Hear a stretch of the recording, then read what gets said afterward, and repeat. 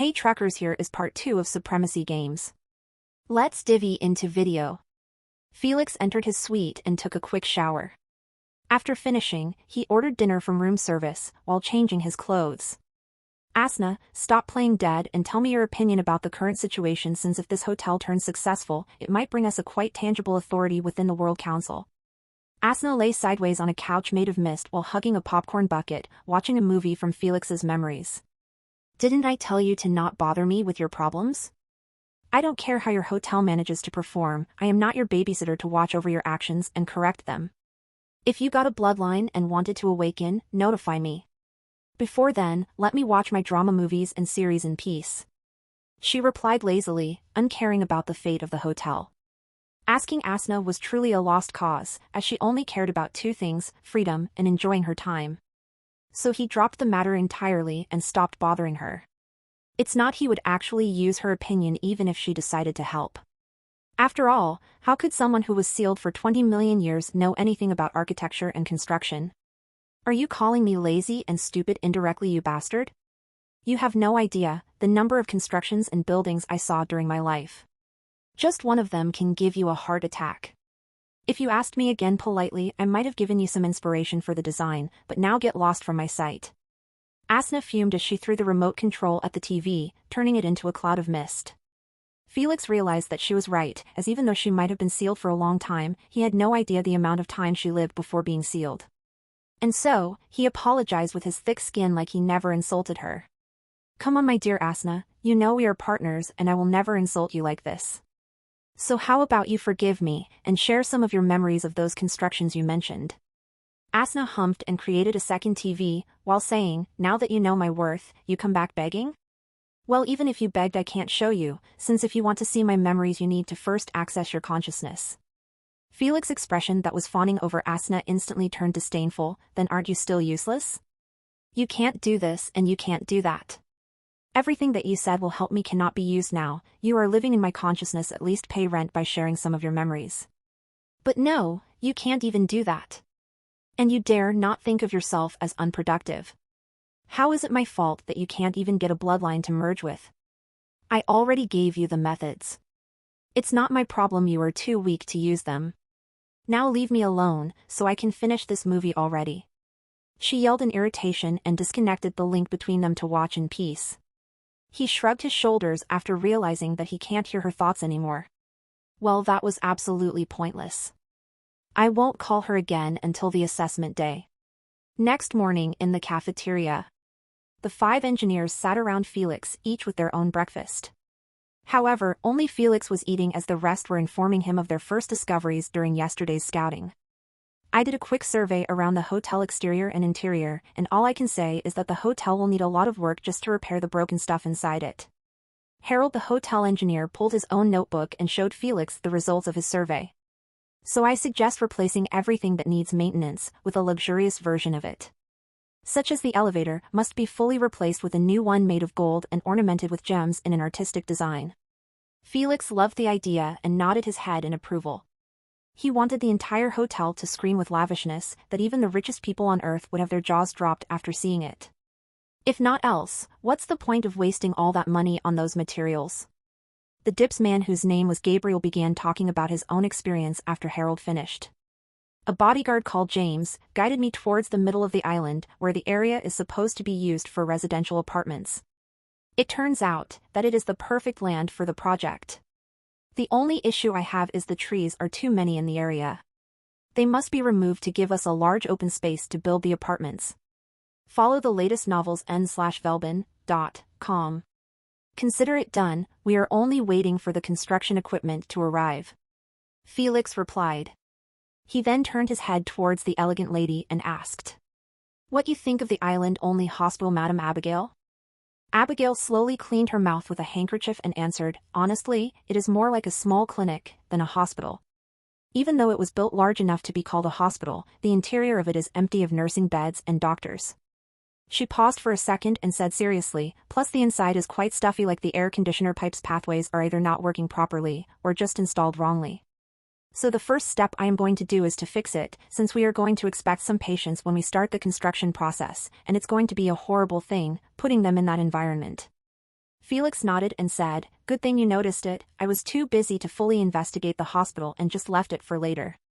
He suddenly asked her after remembering Cled. "Tell me, will the patient who's getting treated inside get affected as well?" "No need to worry, young master. He is getting clear oxygen from a tube, and since he is in a coma, he does not feel the stuffy atmosphere. But other patients who will arrive later will notice it and start complaining. It's one thing to smell the nasty medicine in the hospital and another thing to smell it and not be able to breathe properly. All right, I give you full authority to handle any problems that arise from the previous design and fix it as you see fit." "Thank you, young master, for your trust." She bowed her head slightly. "Now share your thoughts about what you discovered in the airport and seaport." He asked the bald man Barry and the airport engineer Eddie. "The seaport is still in good shape. The machines are working properly and the port is not too shabby. The only thing I can do to improve it is to change its basic exterior to look more befitting of being part of this island. The airport condition is the same as the seaport. The interior foundation is solid. But its appearance is quite basic, and to remodel it, I would need a quite large amount of materials. I believe the budget is going to be only a little bit less than what the hotel remodeling needs." Eddie offered his own views on the airport condition. "Understood, you can take 10% from the hotel budget and use it as you see fit," Felix promised. Harold almost slapped Eddie in the face when he heard his budget was to be given to him. So he just sat there fuming as he glared at Eddie. Unbothered about his look, Eddie gave him the middle finger when he rubbed his ears with a smirk. He was not worried about getting caught by Felix, as they were sitting at the side of the table. Harold almost fainted from anger after being insulted like that without the ability to retaliate. "You want war, then war it is. I will make sure you receive the shiniest batches of resources. Let's see if you are going to give me the middle finger again." Eddie kept his smirk on his face as he mused, "This moron has all his emotions written on his face. I don't doubt he will give me the worst batches of precious stones, since all of them will head first to the hotel for filtering. Then the leftover will be given to us. Too bad for you, I will plant my subordinates within the workers who manage the resources and switch the batches. Let's see your face when you use the worst materials to remodel the hotel." Abigail looked at the evil smirk of Eddie and the angry Harold and thought, "If you don't take your job seriously and kept fooling around like this, don't blame me when I report it to young master later. Let's see at that point how are you going to ease his fury at both of you." 7 days later. Ships arrived in the port completely packed with men and women wearing vacation outfits. Craftsmen, construction workers, managers, electricians, plumbers, logistics managers, escorts, and many more different types of careers and jobs, all in ships coming to this unknown island in the middle of nowhere. They came searching for a place where they could do their crafts and jobs properly without being harmed from the chaos outside. They were promised free housing and food during the duration of the construction, as well as good pay. Not as good as they were being paid before, but at least they would get paid instead of hiding in their homes doing nothing but eat, sleep, and shit like some poop generator. They accepted the invitation because they did not know what the future was holding for them, and the world leaders refusing to share intel made it even worse. As they thought there were only 2 reasons why. 1, the leaders did not dare to do so, since the information was too horrible for them, and if it gets leaked the chaos might turn even uglier. 2, the news was too good and the leaders made a pact to hold it as much as possible until they benefit from it, then release it to the public.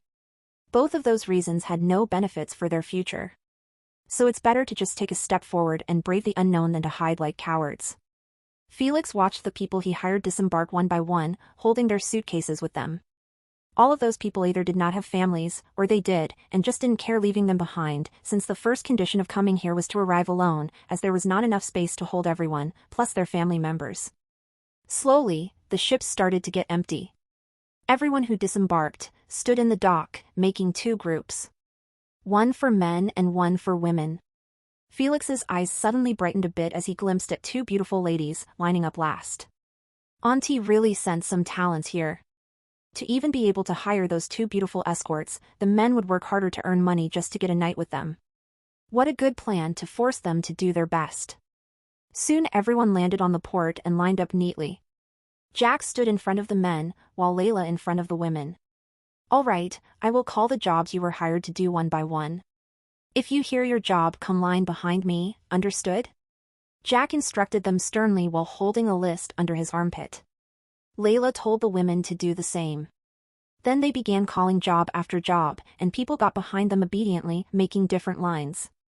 Each for a specific work. After they finished the list, those two women were the only ones left. Layla instructed, "State your jobs and why you did not respond." One of the girls lowered her head and said shyly, "We were hired to work as interns in the hotel. Madame Mary told us to follow young Master Felix to assist him in his work." Layla immediately froze, as she realized that Madame Mary sent those two for Felix to play with. Her expression soon morphed to jealousy, but she quickly hid it. "Oh, is that so? You are still young and need training first, so you will follow me to learn the basics. After I see that you guys earn some experience, I will send you personally to young master to assist him, am I clear?" Both young ladies bowed their heads lightly. "Yes, madam, thank you for your care." Felix watched the situation unfold with a relieved expression. He was glad that Layla intervened, as he really had no time to play around. This period was crucial for the hotel and his future. He needed to be at his best state, and those beautiful ladies would cause his teenage hormones to annoy him to death by their presence. "Good, take your time training them, I don't want burdens.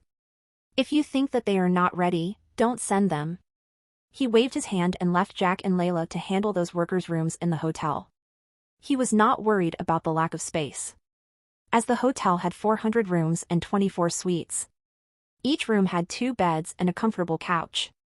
That meant each room could hold 3 people, which was not bad, considering the total manpower that arrived was just 10-20. The hotel could handle their housing, but it would be the last one to be remodeled since they couldn't start constructing the hotel while everyone was living in it. So it was much better to start with the other buildings. The moment they finished them, they could send those workers home. This will relieve some of the burdens on the housing as well as their daily consumption. Next morning, 9 a.m. Felix decided to eat breakfast this time in his room since it got pretty wild inside the cafeteria with all of those people flooding in to eat. He called Jack with his phone. "I want you to round up all the craftsmen who deal with making chairs and tables and all the furniture that requires wood and ask them to come to my suite. I need to discuss their jobs with them. They will be in your suite in 30 minutes, young master." "Good, stay in contact." He hanged up. 25 minutes later. Felix was sitting on a couch in the living room, while over 30 wood craftsmen gathered around him in a circle. "Listen up, I have bought a huge quantity of all types of expensive wood, and I want you all to turn them into furniture that will make this hotel smells like wood. You hear me? But first you need to draw me a set of furniture that will be used in each room. Then draw me a set that will be on the suites. The ones that please me will be used as models for you all to work on. The creators of those 2 sets will live in a suite for the period of constructions." He tempted them with a smile. "As you wish, young master, we will start working on our creations as soon as possible, be at ease." One of the craftsmen bowed his head respectfully. "Good, you have a month period to provide me with your final creations. And you are allowed to use precious materials in your design, just don't overdo it." He clapped his hand twice and stood up. "Now go ahead and start brainstorming." Afterward, the craftsmen left one by one until the suite door got closed by James. Felix wore a practice outfit and headed towards the gym to lift some weights. It's been a long time since he did so. 2 hours later. Read latest OVLS at nv/e/l/buy.com. Felix took a cold shower after returning from the gym. After a while, he finished and stepped outside of the bathroom. Immediately, he noticed his phone ringing. Ring, ring, ring. Who is calling me at this period? It's probably Aunt to ask about the 2 young ladies she sent. Yet he was completely wrong as he saw the one who was calling him was surprisingly his grandfather. "Hello, Grandpa, what's the occasion of your call?" He chuckled as he accepted the call. "Little bastard, I am glad you are still alive. Can't you call to check on me from time to time?" "Gramps, I don't have the time to accompany you. I am working my ass off to revive the hotel and win the approval of the board. Your grandson is doing his best here," Felix said with an annoyed tone. He, working hard, it's been over 8 years since I heard you say those 2 words seriously. And it was when I gave you the mission to pee on Benjamin's shoes, he chuckled. I still remember your cute solemn face as you promised that you will do your best. Furious and embarrassed, Felix responded. Baldy, did you call me to humiliate me or what? If so, I will hang up now. Little Felix, just relax. I brought you some news that will give you a slight advantage over your cousins later. Robert's playful tone quickly changed to a soft whisper. I was sent as the family representative 2 days prior to attend a meeting made by all of the current business families around the globe, and I heard some shocking news there. It seems a president from a country has leaked all of the information that happened in the United Nations meeting to a business family he owned a favor to. He paused for a long while until Felix thought that the connection had been cut off. But a couple of seconds later, he continued on at a faster pace. They were the Diegos' family from South America. And they were the ones who sent invitations to all of us to attend the meeting so they can sell that information. Felix felt his heart skip a beat as he realized his actions began to alter this timeline. Because he had never heard of such thing happening before. Or, it did happen but he had no one to relay the information to him since his grandfather, the last person who backed him in the family, died during the chaos. But because he saved him, he managed to get it firsthand. I see. Are you even allowed to share this classified knowledge with me, Grandpa? Are you stupid? What can they do to me? I am only sharing it to my grandson, nothing major. Robert scolded him. Now shut up and listen carefully. First of all, I heard that we humans can gain abilities using the bloodline of beasts, and the family is going to hold assessments 6 months from now to help you juniors use those powers efficiently. But the rank of the beasts which will be given is going to be decided by the amount of work you did to revive your project. He suggested sternly. So you should spend your entire budget on the hotel as fast as possible to show at least that you are taking the tradition seriously. This is my advice for you now. Use it, kid, as all your cousins have no idea about this knowledge. He soon stopped whispering and said in irritation. That's all I can share without being punished heavily for breaking the family rules. All right, Grandpa, even though I understood absolutely nothing for what you just said, I will follow your advice and spend all my budget on the hotel. That's a talent I was born with. Felix laughed out loud, trying to act dumb. You rascal, the only thing you do well is waste resources. But this time I allow it. Use everything to make the hotel shinier, to improve your chances of being favored a little bit by the board. I need to go. I am being called for a meeting. Bye, son. Without waiting for Felix to replay, Robert hanged up. He must be really rushed. Felix stared at the black screen of the phone and smiled happily. He did not care about the information shared, since he already knew about everything beforehand. He smiled because this showed how much his grandfather cared for him. As the family punishment waiting for his grandfather for sharing such a classified secret was the confiscation of all assets, as well as serve 6 months imprisoned in his home. A punishment inescapable for anyone. Not even an elder. If he got caught though. 4 days later. The construction materials fully arrived yesterday. This meant that everything was on the island, except for the construction equipment as well as vehicles for transportation. However, this would not delay the construction any further, as Madame Mary was going to completely drop acting discreetly and use her logistics business company to its full potential and send everything as fast as possible. She already informed Felix that it would take merely 7 days to finish shipping them. The only thing Felix was worried about was the family disqualifying him from the test after they find out that he used his mother's contacts to avoid paying the heavy prices of transportation. Even if they wanted to make an exception for him and accept Madame Mary's assistance. Would his cousins allow it? Not in a lifetime. Felix already bullied them until he became their trauma. So how could they miss this opportunity to make it difficult for him? Without a doubt, they would complain to the family board that they were being biased to Felix, and keep whining that it was not fair. Felix could already imagine Kenny fake tears as he hugged the leg of an elder, making a scene to everyone. He stopped thinking for a second and spitted in disgust, as his cousin Kenny's image resurfaced in his mind.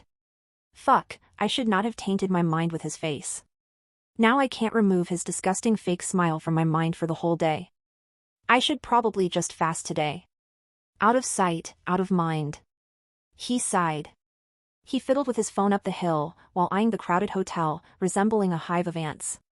I can safely assume that the construction and remodeling of the 4 projects will officially begin 15 to 20 days later. Get the latest CHDers on n/velbin.com. That wasn't too bad, as the chaos would still be running amok in the outside world, and when the workers see it, they would appreciate the opportunity of being away from it. But in the case of the construction delaying for over a month or more, it would create a huge problem since everyone would feel cheated when the information about the Supremacy Games Alliance gets released for the public. After they see that humans could get as powerful as the heroes they grew up watching. or the UVR that allows everyone to get what they desired with 100% simulation, they would honestly feel like they were imprisoned away from civilization. At that point, the entire plan would fall apart when over 1,000 people start protesting to send them back. If that happened, Felix could only give up on the public wishes, even though he had a solid contract. Simply because he couldn't afford to contain their protest with his few bodyguards. But most importantly, he would rather terminate their contract than let them create an average hotel, due to lack of motivation. However, Felix still had to install those large screens that he bought to let them watch the games that were going to be streamed from the UVR all around the globe. This would at least quench some of their misery in those 2 years they were going to spend on the island.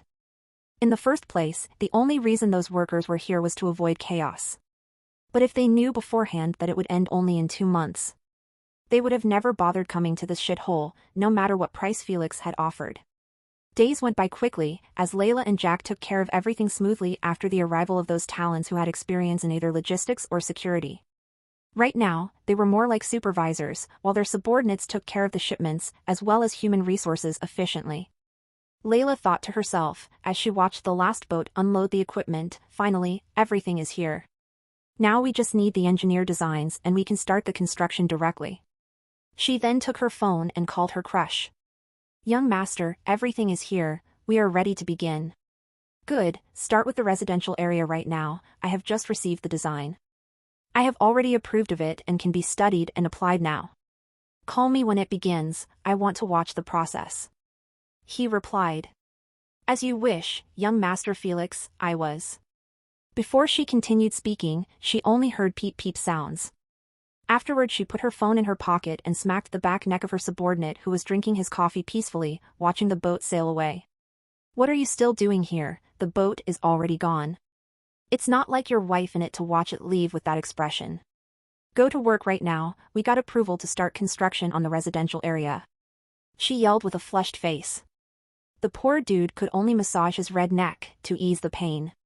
He didn't dare to complain about the slap. Yes, right now Madam Layla, be at ease.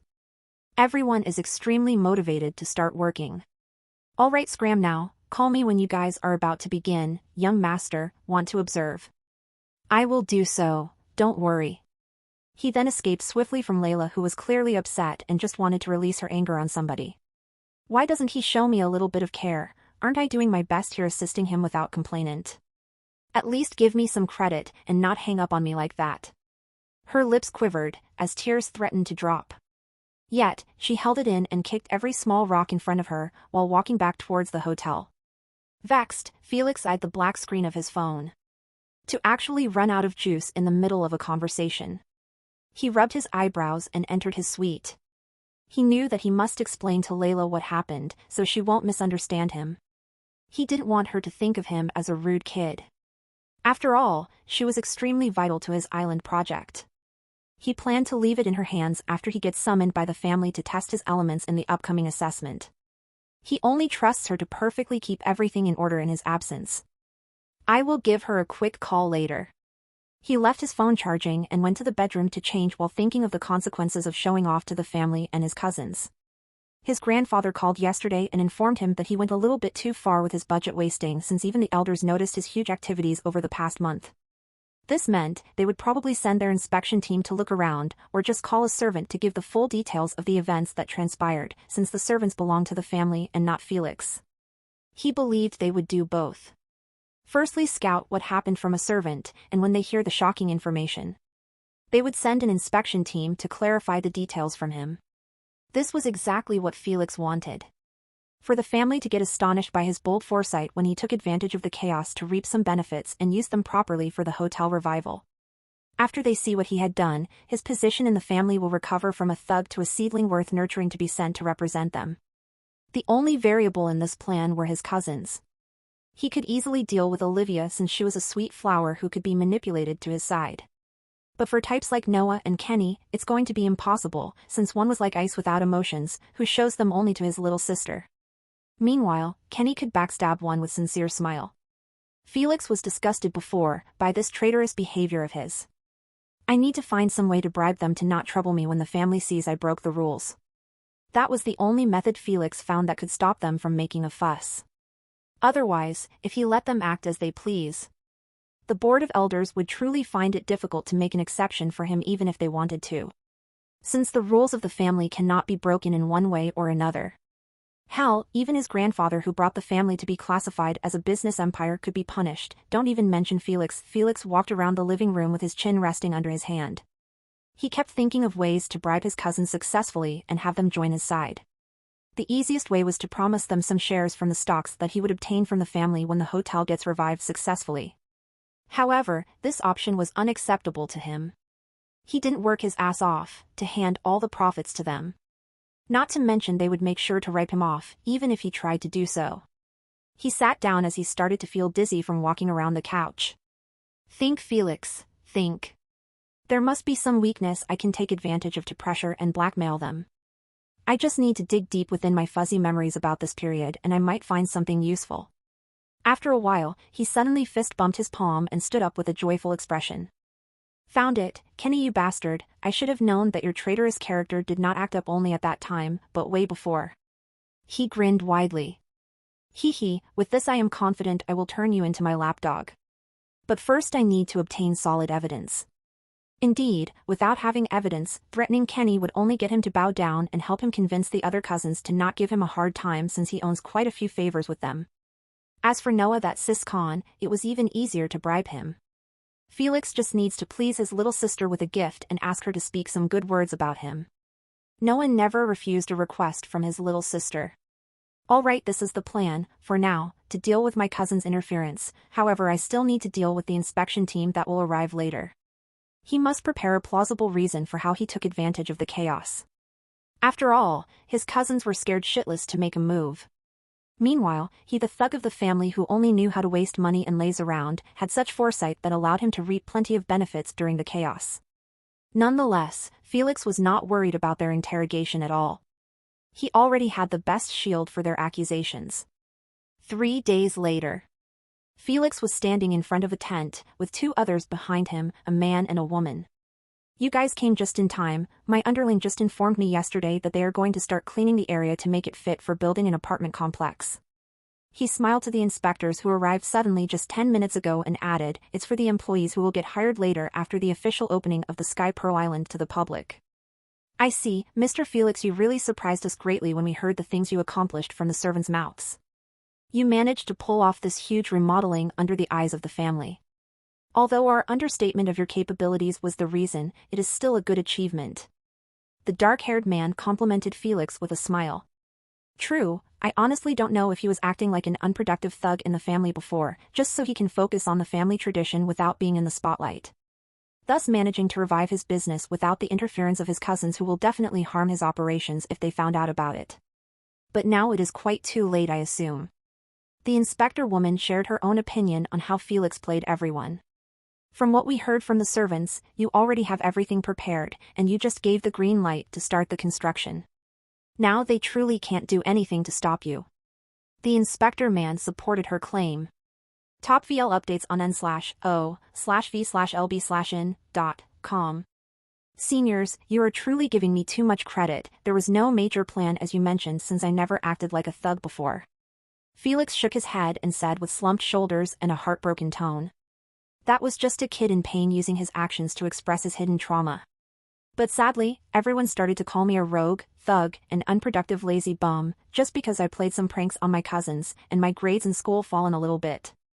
The family is a really heartless place to be. That's why I decided to choose this island which is in the middle of nowhere, just so I can be as far as possible from their despise and getting constantly looked down. The woman's expression softened a bit as she realized that what she said was quite far-fetched. After all, who can spend years being looked down upon by everyone just for one moment of glory? Indeed, the family tradition was quite important for everyone's future, but to use your childhood for it, there was no kid on the planet who would be able to think so or do so. Well, I quite believe you a little bit, but how can you explain being able to have such foresight and invest your entire budget on a gamble that may turn out right or can just flat out ruin you and your future? Even though her expression softened, that didn't mean she would stop doing her job. So she began her grilling to expose any underhanded methods Felix used to have such a great achievement. Everyone knows that you missed all your classes in the family special school. You did not learn how to manage a business, economics, or how to invest properly. You learned nothing of such knowledge, but here you are on an island that was given a death sentence by everyone, trying to revive it using only a $30 million budget. So please explain yourself properly without lying. Otherwise, everything you did here will be investigated so we can have a clear image of how you did it. The woman instructed Felix strictly to scare him into admitting if he played any tricks to cheat. Saddened, Felix lowered his head with watery eyes and said, "Even now when I did my best to honor the family tradition and help them obtain an asset that can propel them even further than their rivals, I am still getting doubted over my capabilities." You said how I did so? Well, it is simple. Would a prodigy need to learn common people's knowledge to perform better than them? No, a genius needs no such thing. He only needs some basic information and can use it to make miracles, and this is what sets a genius apart from the common people. His slumped shoulders were no more, as he puffed out his chest and began listing all of his close family talents. My grandfather was a business monster who dominated all of his rivals and made our family one of the top worldwide.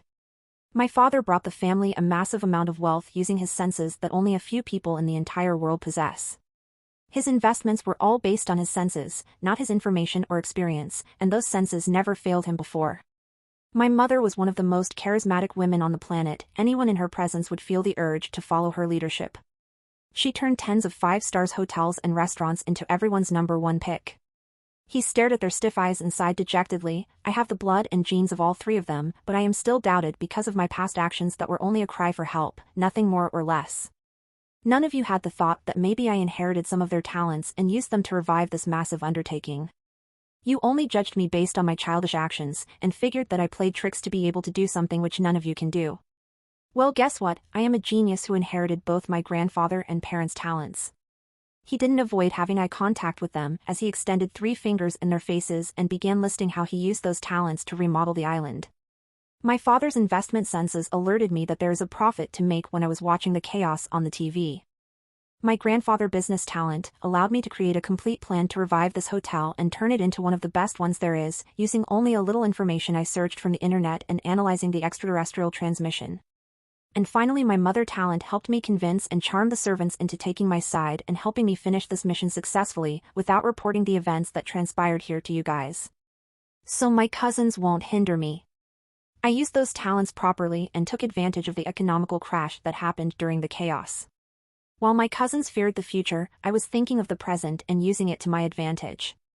He clutched his hand into a fist and shrugged his shoulders. The only thing that you guys might find, if you searched for any tricks I used, is my auntie's assistance of transporting those resources here safely.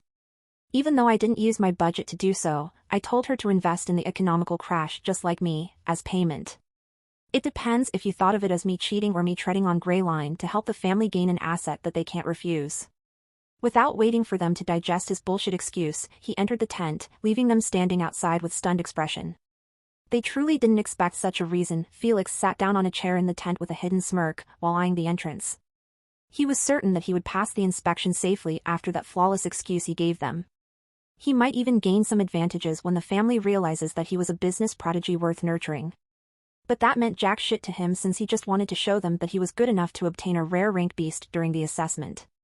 After that, he would give the family the hotel to manage, while having Layla and Jack as the ones supervising everything.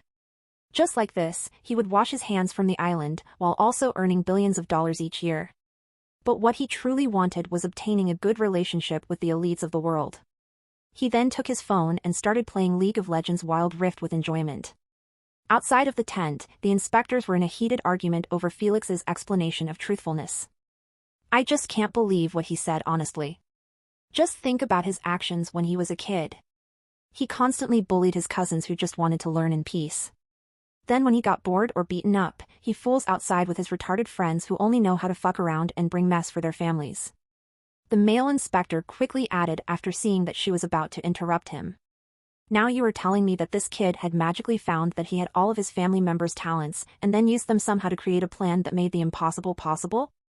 I just can't believe it. Something is missing, I tell you, something he is hiding from us.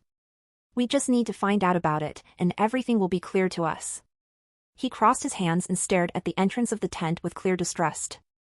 The glasses lady stomped her leg and replied with a hint of sympathy for Felix. This is exactly what he said. No matter what he does now or in the future, everyone in the family will keep judging him due to his past. Who knows, maybe 1 year alone in an isolated island away from the toxicity of the family might have awakened his hidden talents, which were buried deep within, without anyone's intention to dig them out, since he was just a useless thug in the eyes of the family. But now that he self-awakened them and learned how to use them properly, so he can earn his honor and redeem his misconduct in his past. You still doubt him and not believe him.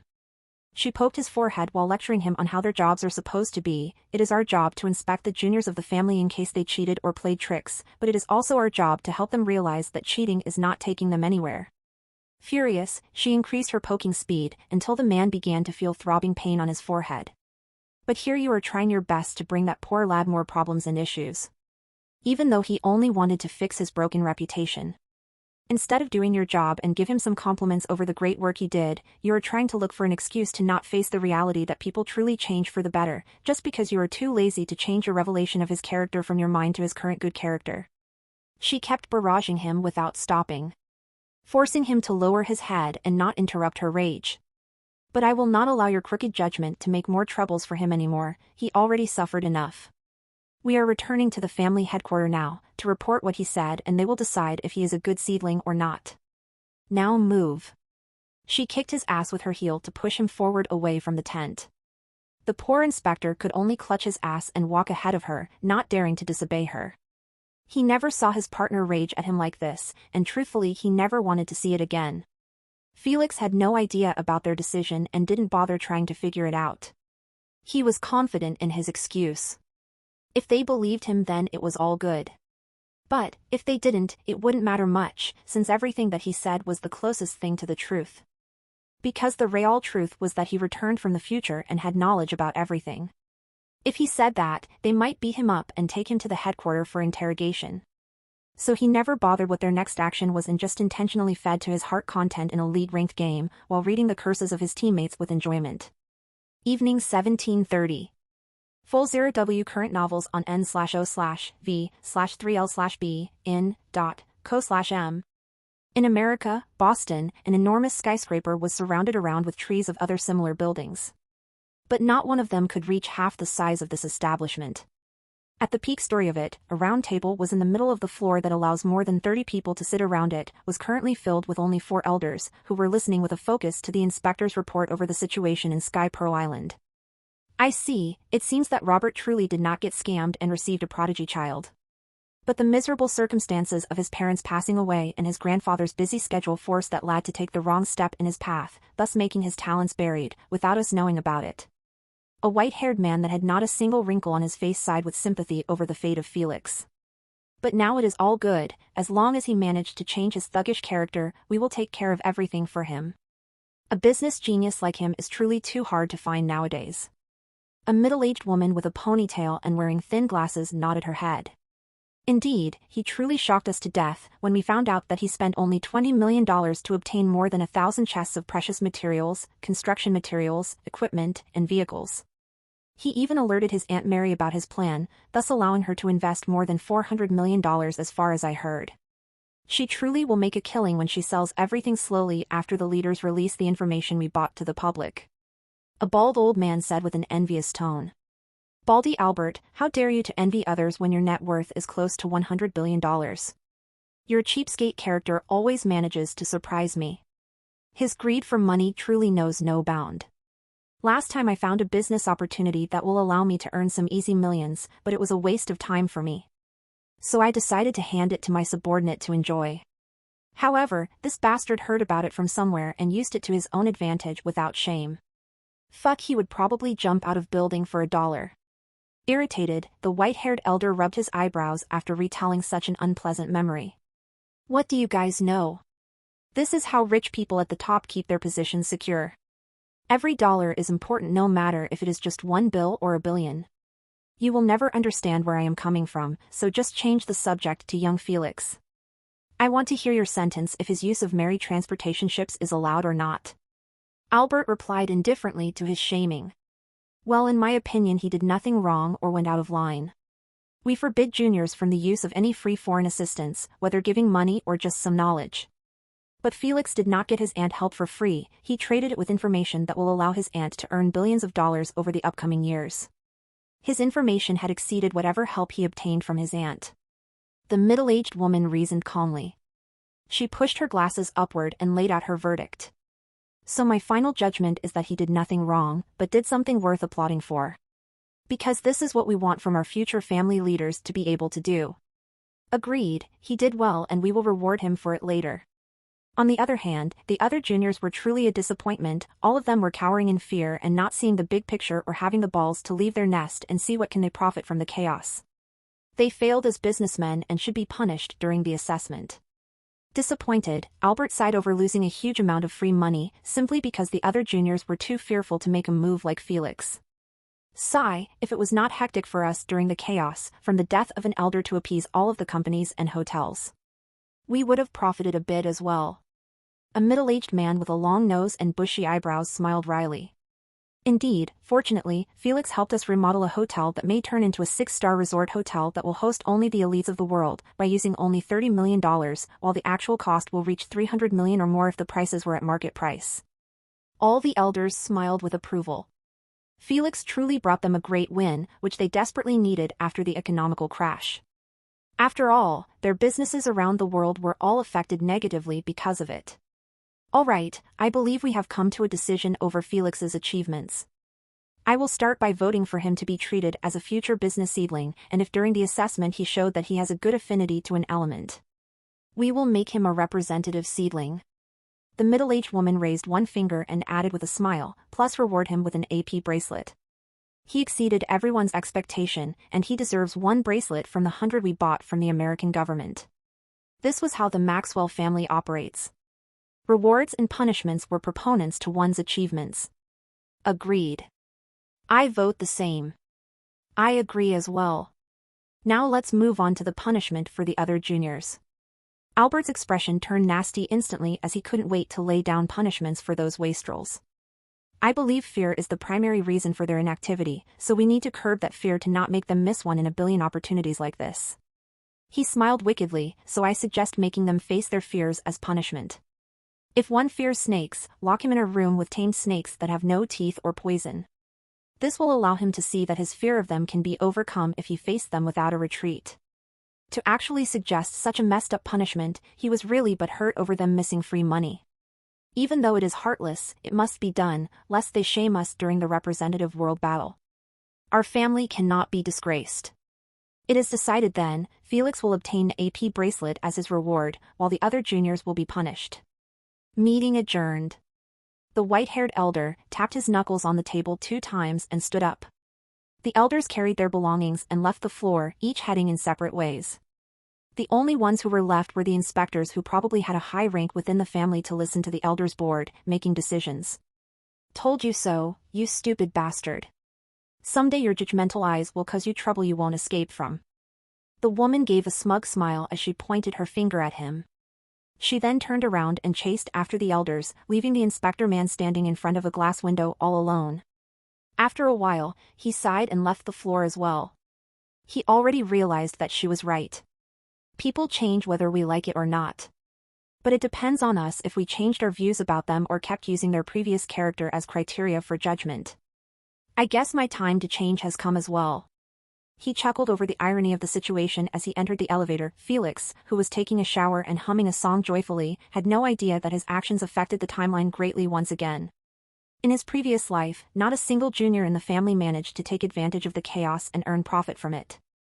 That's why the family did not bother meeting punishments, since all of them performed the same. But now with Felix meddling, everything had changed. Because now there was a junior that did something great, something that any of the other juniors could have done, but they didn't either because they were lacking, or something stopping them from performing the same. The elders thought it was fear that affected their mental strength, not allowing them to think properly like businessmen. So they had to be punished to curb their fear, so they wouldn't miss such an opportunity again. In the elders' minds, if Felix could do it, why couldn't they do it as well? When there was a comparison, everything changes, and due to this comparison, Felix unknowingly earned a free AP bracelet and brought disaster upon his cousins at the same time. After Felix finished showering, he began studying the designs of other buildings, which were on the table. The residential area construction was on full swing. Now he just needs to pick the other buildings' designs from those prototypes they handed him and gives his approval. This one is quite genetic for an airport, there is nothing unique it. Just a good-looking airport, but what I want is for the tourists to feel regret leaving the airport. And this one does not deliver. He shook his head and carried on appraising the other designs.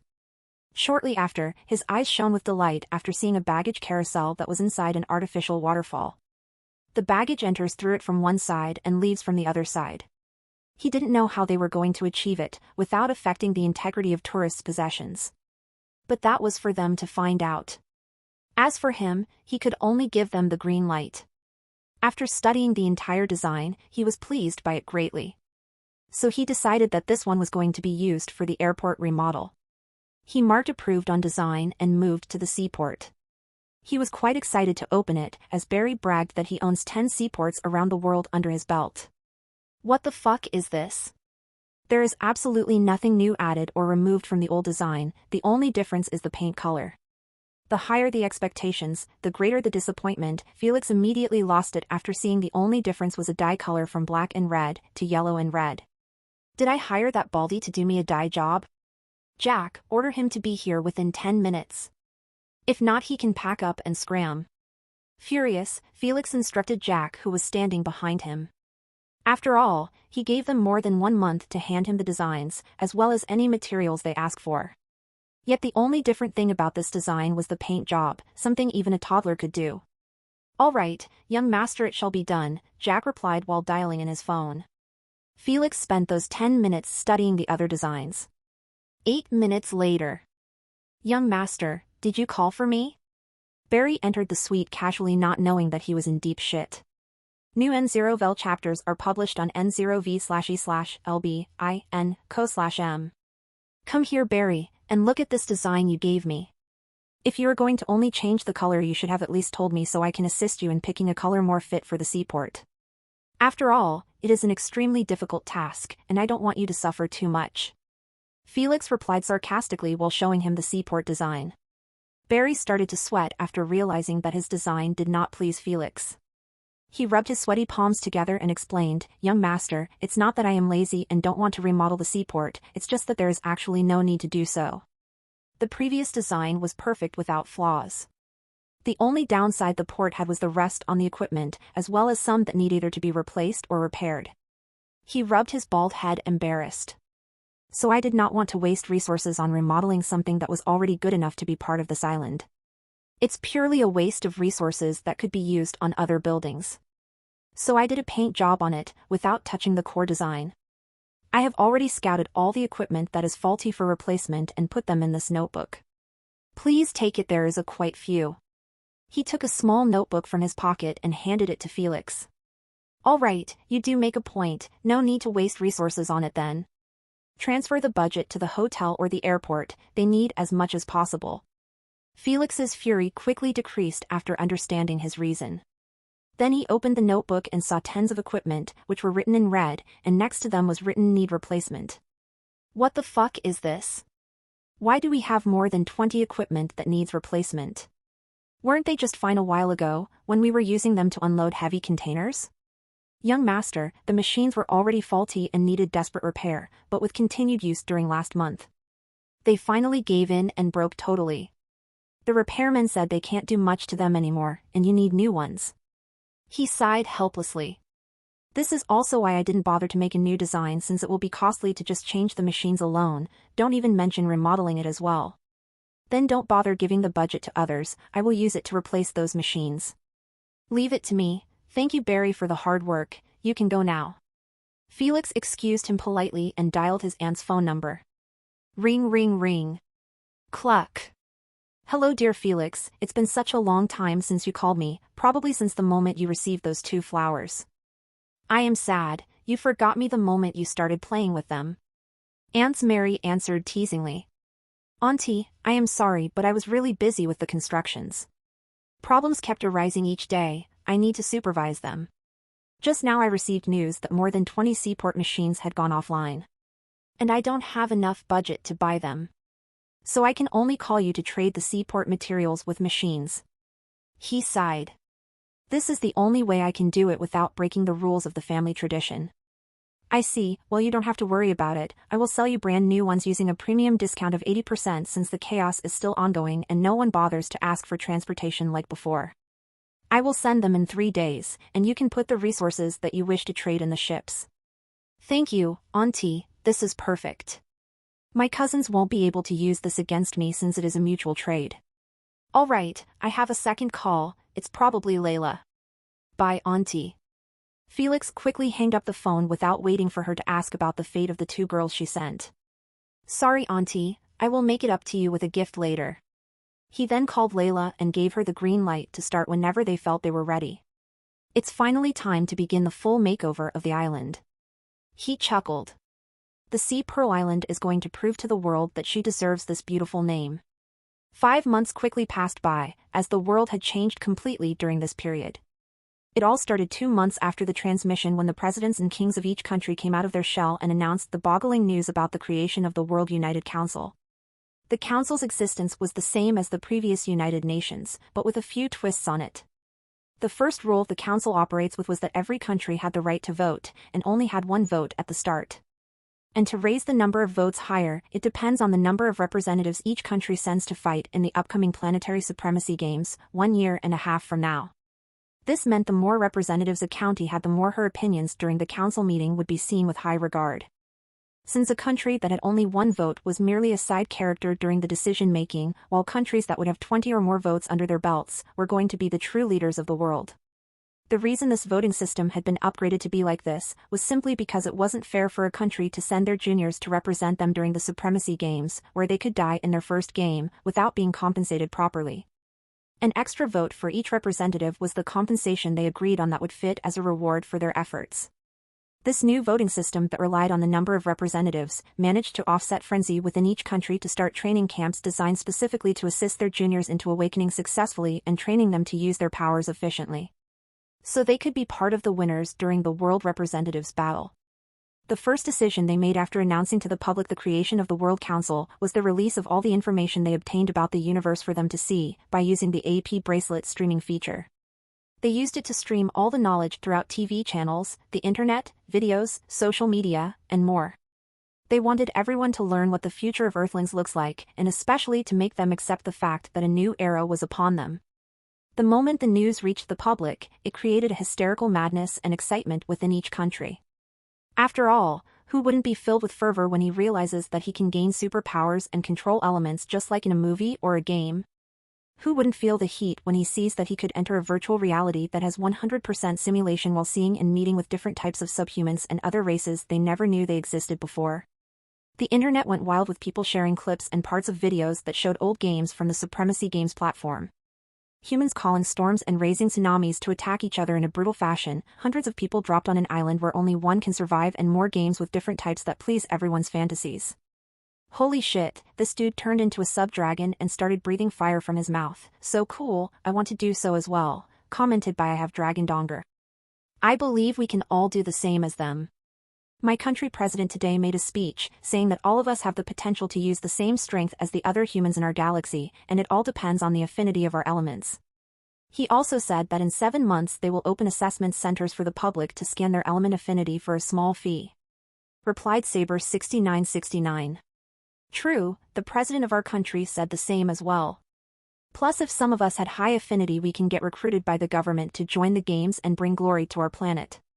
Man, I really want to obtain an AP bracelet, so many MMORPG games there with 100% realism, I wish I can join one and live there forever. Commented lowly is life. The comments on the internet were endless, everyone was talking about what they want and how to obtain it. People analyzing the information in detail and giving those who were lazy to look through it important information they missed. Such as to awaken a bloodline, one must first undergo the most painful experience in the world. Pain that assaults every fiber in the human body, and the only way to pass through the pain was to awaken successfully. Otherwise, only death awaits them, or in the best case, emerges as a cripple. Top VL updates on n/o/v/lb/in.com. This news alone turned off the majority of the commoners' excitement, now from their eager expression to awaken as fast as possible, turned into wait and see attitude. Since not everyone could handle extreme pain. Hell, just one paper scratch in a finger or hitting the smallest toe into a table, and the majority fall into the ground wailing like their lives were over. Months slowly passed by and the frenzy over the news cooled off just a bit. The citizens went back to their normal life. The chaos had ended after the big reveal, and those who sold off their assets cheaply to buy food and necessities had no tears left to cry when they realized they fucked themselves big time due to their paranoia. Now they could only sob in silence as they joined the rest in celebration over Earthlings entering a new era. An era where schools changed all the useless secondary languages to only have one, which was the common universal language that was used by everyone in the UVR or just to speak to other subhumans in real life. This language became mandatory to learn and master. Otherwise one wouldn't be able to converse properly within the UVR.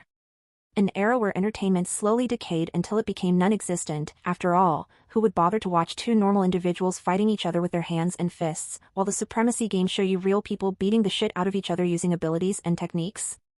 Who would bother cheer for a football team or NBA team when you could cheer for your own planet fighting other planets for supremacy?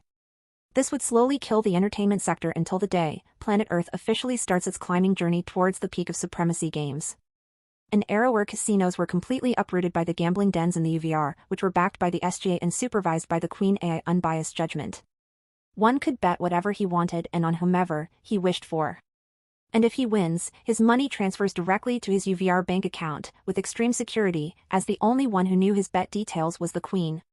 This platform, which was supported by the UVR, would slowly turn Earthlings into loyal supporters and fans, just like it did to everyone else.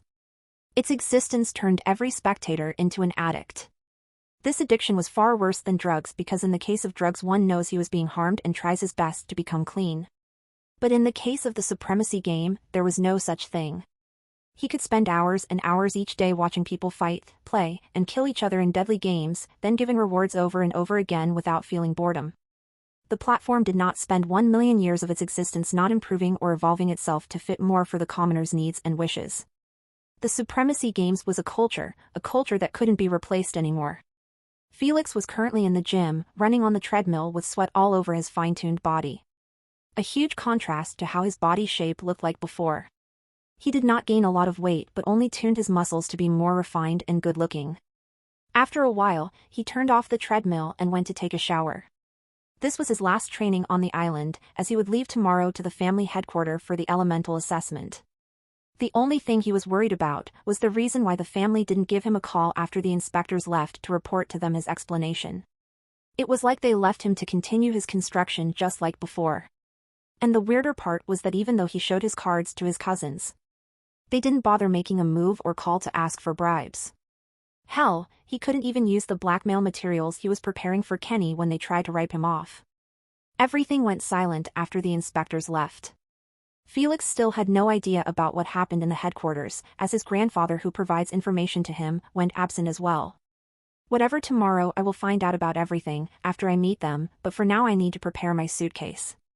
A new Felix was heading towards the assessment, a version that would give everyone the shock of their lives, the next day 8 a.m. A jet that was sent by the family to pick up Felix was parked in the airport. Felix stood near it with Jack and Layla, who had tears on her eyes. Guys, I am heading back to the family for the assessment. I will leave everything here for you to manage. I don't know when I will return, but when I do I will make sure to bring you gifts. Felix said with a gentle smile, as he looked at his subordinates who pleased him with their loyalty and work efficiency. Young master, you can leave the island to remodel in our hands. We won't disappoint you. The only thing you should focus on is how to perform the best of your abilities during the assessment. Jack thumped his chest with his fist and promised firmly. Young master, I wish to say something I always wanted but never had the courage. Layla wiped her tears and lifted her head. She then stared in his eyes with determination and said loudly. I like you, Felix, I always had a crush on you. I did my best to tempt and please you to show my interest but to no avail. Is there something you don't like about me? I can change it, just tell me. Felix was surprised a bit but not shocked, since he always knew that she had feelings for him. He just didn't want to confront them.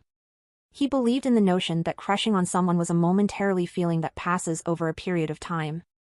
For some people, it might take just a couple weeks before they change their crush to another, but for some, it could last for years. He never expected Layla to be from the latter kind. Layla, there is nothing wrong with you. You are beautiful, smart, thoughtful, and tough when you need to be. You have the perfect package. So you should never change yourself either for me or for others. He hugged her gently, not caring about having his suit dirtied by her hot streaming tears, and continued to comfort her.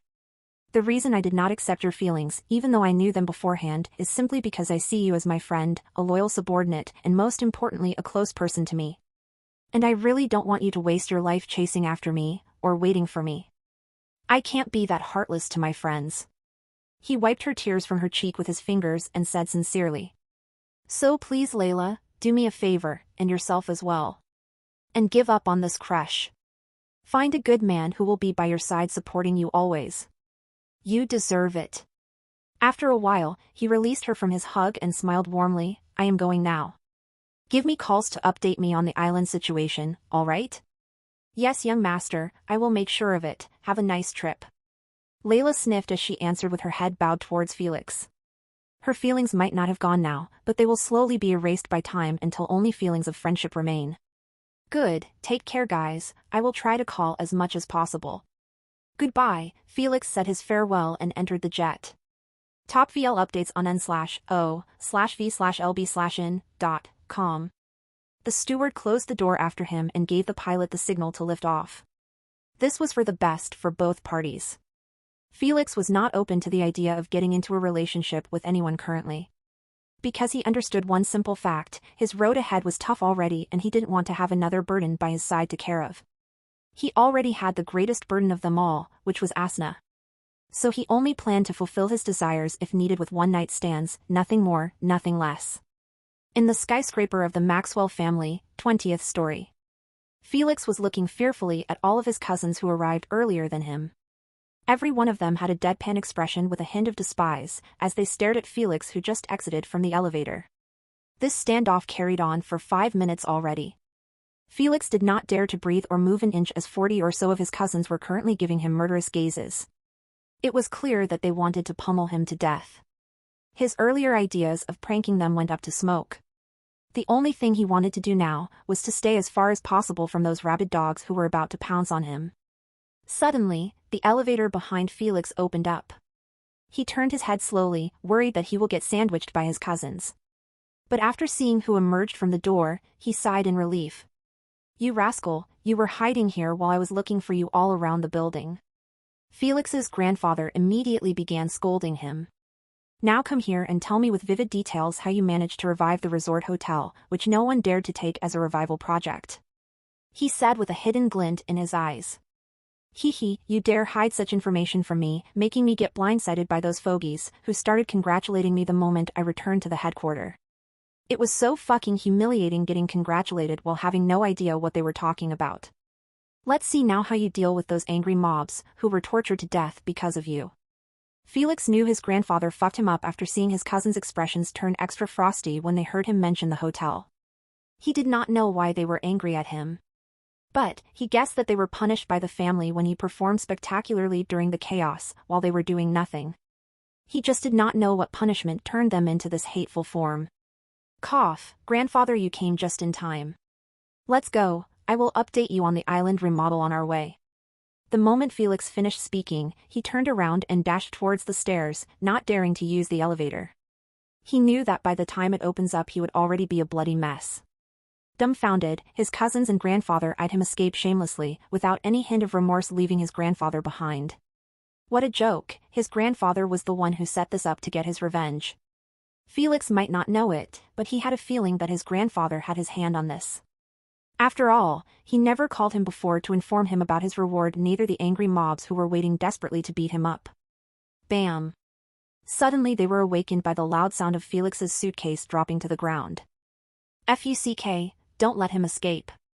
If I don't beat him up to vent my pent-up emotions after being sealed with hundreds of cockroaches, I will never be the same again. A golden-haired beautiful young girl pointed her finger at the stairs. Same. I was sealed in a room filled with bees. The mere sound of them made me pee my pants multiple times in the presence of my parents. Such humiliation can only be erased by breaking some of his limbs. Honestly, I don't see what you guys are mad about. I had fear of snakes, but due to my punishment, I managed to overcome it and even made a friend. Say, hi Charlie. A young man with spiky short dark hair said while having a white snake coiled around his arm, eyeing everyone coldly and making hissing sounds. The moment everyone heard him say this, they all roared. "Shut the fuck up, Kenny. We all know your fear of snakes was a lie. The only reason no one bothered to punish you for it is because no one actually knows what you really fear. So fuck off to the corner and let us handle our business, or we will beat you up first as a warm-up." A delicate beauty threatened Kenny viciously. God knows what she had gone through for her to be this thuggish. Kenny's gentle smile froze on his face after seeing their murderous gazes. He backed away while saying, "You guys, don't mind me, I was just speaking out of my ass. Go chase after Felix, he probably already escaped." "Humph, that's better. Everyone split up and searched the entire headquarters, he won't leave the building. And even if he did, we won't allow him to re-enter without getting beaten up. Move out."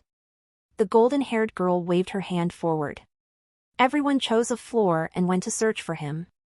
Some took the elevator, and some took the stairs. What's important was that Felix was going to get pummeled today no matter what. Felix escaped towards the roof of the building without dropping a sweat.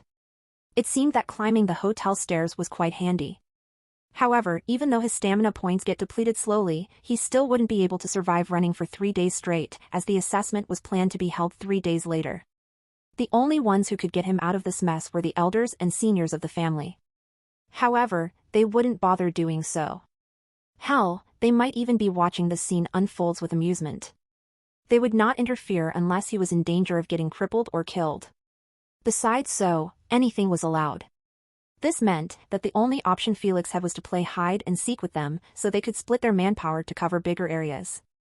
If they did so, he was confident in his combat prowess to beat at least 5 of them single-handedly. I still need to eat, shit, and sleep during those 3 days. His eyebrows frowned over this issue that made his survival even tougher. He understood that his cousins were not fools to not see this problem as well. This signified that they would leave some forces to defend those important checkpoints, especially the kitchens and cafeterias, as they didn't have enough to defend all the toilets in the building. I need an insider to report me about their positions. He thought about Olivia's deadpan expression as she looked at him before and shook his head. Forget it, no matter how sweet she is, at this moment she also wants to beat me up. I can't trust her with my position.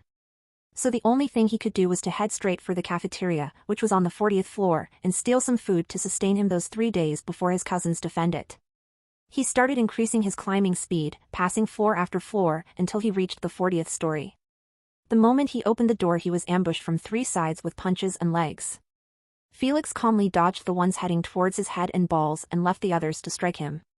He never let his guard down, as he always assumed that his cousins might use the elevators to reach those important checkpoints to block him from getting food. After defending their attack successfully, he tried to break out from their encirclement by aiming at the female cousin who used her army boots to aim at his balls before. He put his arms in a guard position and dashed towards her. She tried to defend herself by kicking him again in his nether region, however, this time Felix was prepared.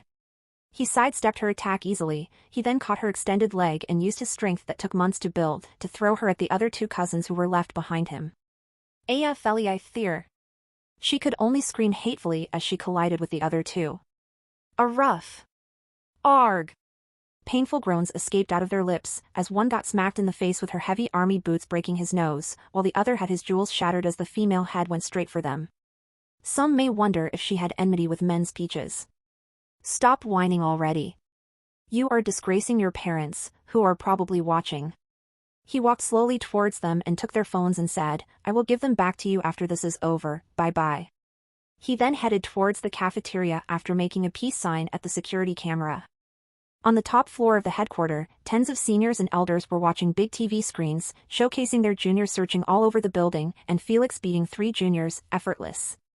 Ha ha ha, Abraham, your grandson is probably not going to have kids anymore with how he is wailing and screaming. What an embarrassment, thank God he is not my grandson, or else I won't dare show my face to others. The baldy Albert laughed mockingly while pointing at the cousin, who was curled up like a snail with his hands on his nether region. Abraham, the white-haired elder on the board, did not dare to retort. Whatever he said would be nullified by his grandson loud wailing like a pig getting slaughtered. The only thing he did was lower his head in shame while hearing the jeers and teases of those around him. I will fucking break his 2 other legs, as well as his father's 3rd leg, for giving me such a disgrace. We all know it is painful to have your balls smashed, but why the F*** are you crying and wailing as someone cut them off? If you can't even handle this kind of pain, you won't even awaken, you little dipshit. He thought to himself. On the other hand, little Felix is truly blooming right now. I really want to know what he experienced on the island to change him into this young confident lad. To be able to defend 3 people ambushing him and even counterattacking successfully, his reflexes must have been honed greatly. Pleased, an elegant middle-aged woman nodded while staring at Felix, who was putting food in his backpack like a wild animal.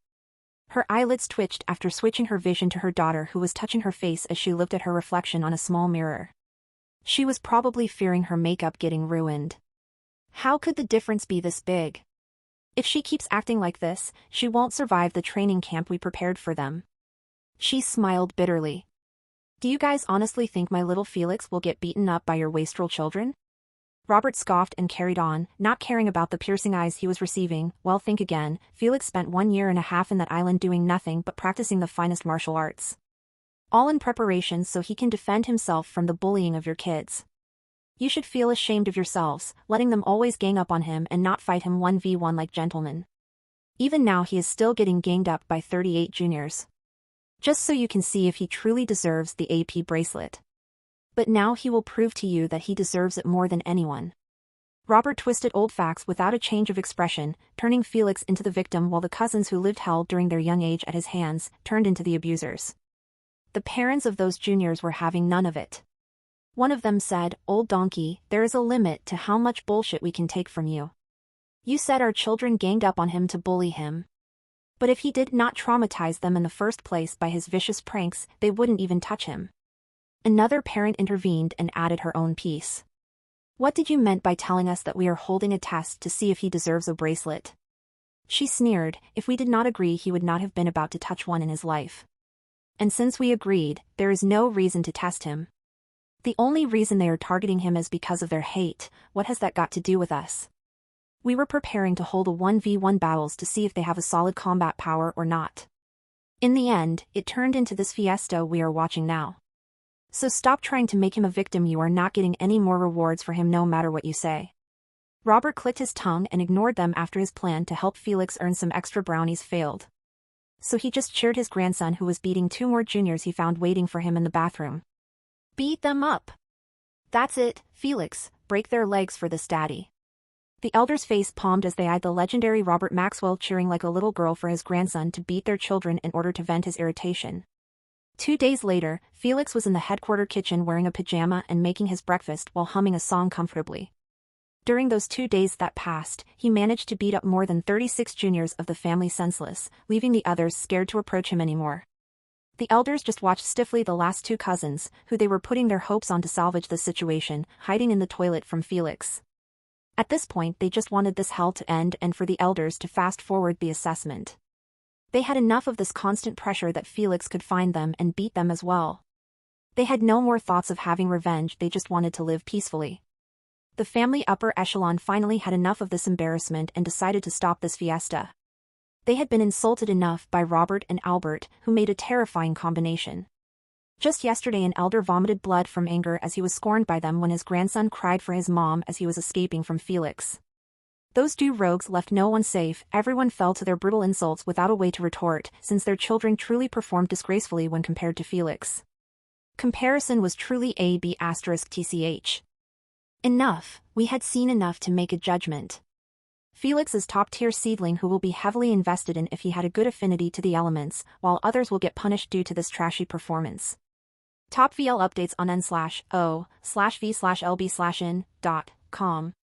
To actually lose 1 versus 38, I can already hear the world laughing at our family if we sent them like this to represent us. Abraham sighed in disappointment and ordered the servant next to him, "Make the announcement, tell them to group on the 35th floor. That's where we will assess their element affinity. I hope it won't be as bad as their combat experience.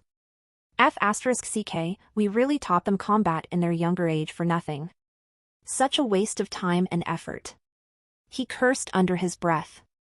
Everyone is required to be at 35th floor in 15 minutes. Anyone who is late can forget about being assessed. A loud announcement kept repeating in each floor for the juniors, who were currently either nursing their injuries, hiding in the toilet, or passed out on the ground. The moment the announcement finished reporting, they all rushed towards the 35th floor. Those who were passed out got lifted by others on their back to deliver them. They might be competitive with each other, but they were still a family. Meanwhile, Felix heard the announcement while he was eating his breakfast and scrolling his social media. I see they decided to fast forward it by a day. Well, I am not complaining. I played enough with those brats, it's time to get serious. 14 minutes later. Felix arrived on the 35th floor still wearing his pajama. He surveilled the floor with piercing eyes, and every time it landed on a junior they avoid it like a plague by lowering their heads in shame. The elders shook their heads slightly at this sight and ignored it. All right, since everyone is here, we will first start by giving your rewards and punishments before we begin assessing your affinity, Abraham said sternly. First off, the punishment: every junior who participated during Felix's hunt and failed miserably will be punished by having 1 month increased during our next training camp. Every junior lowered their heads even further in shame after being humiliated like this in front of their parents. The only ones who acted the same were Kenny and Noah, as they didn't participate in the hunt. As for the reward, only Felix obtained one. He then dropped a bombshell on every junior, especially Felix, who froze instantly after hearing his reward. He will be rewarded with the famous AP bracelet. He rightfully earned it after he bought all the materials necessary to turn a dead island into a platform that will host only the elites of the world, using only the $30 million budget we gave him. Please give him a round of applause over this magnificent achievement. He began applauding first with admiration, and soon everyone followed. The seniors and elders were truly clapping sincerely, while the juniors clapped half-heartedly. It seems like I exceed the requirement to obtain rare ranked beast. Felix could only smile wryly and accept their applause. After a while, it gradually stopped. Felix Maxwell, grandson of Roberts Maxwell, come receive your reward. Abraham took a small black box from a servant next to him and opened it slowly, revealing a milky white bracelet that kept reflecting the sunlight that was coming from the window. Felix's eyes immediately brightened up as he saw the device that would allow him to make use of his previous life memories efficiently.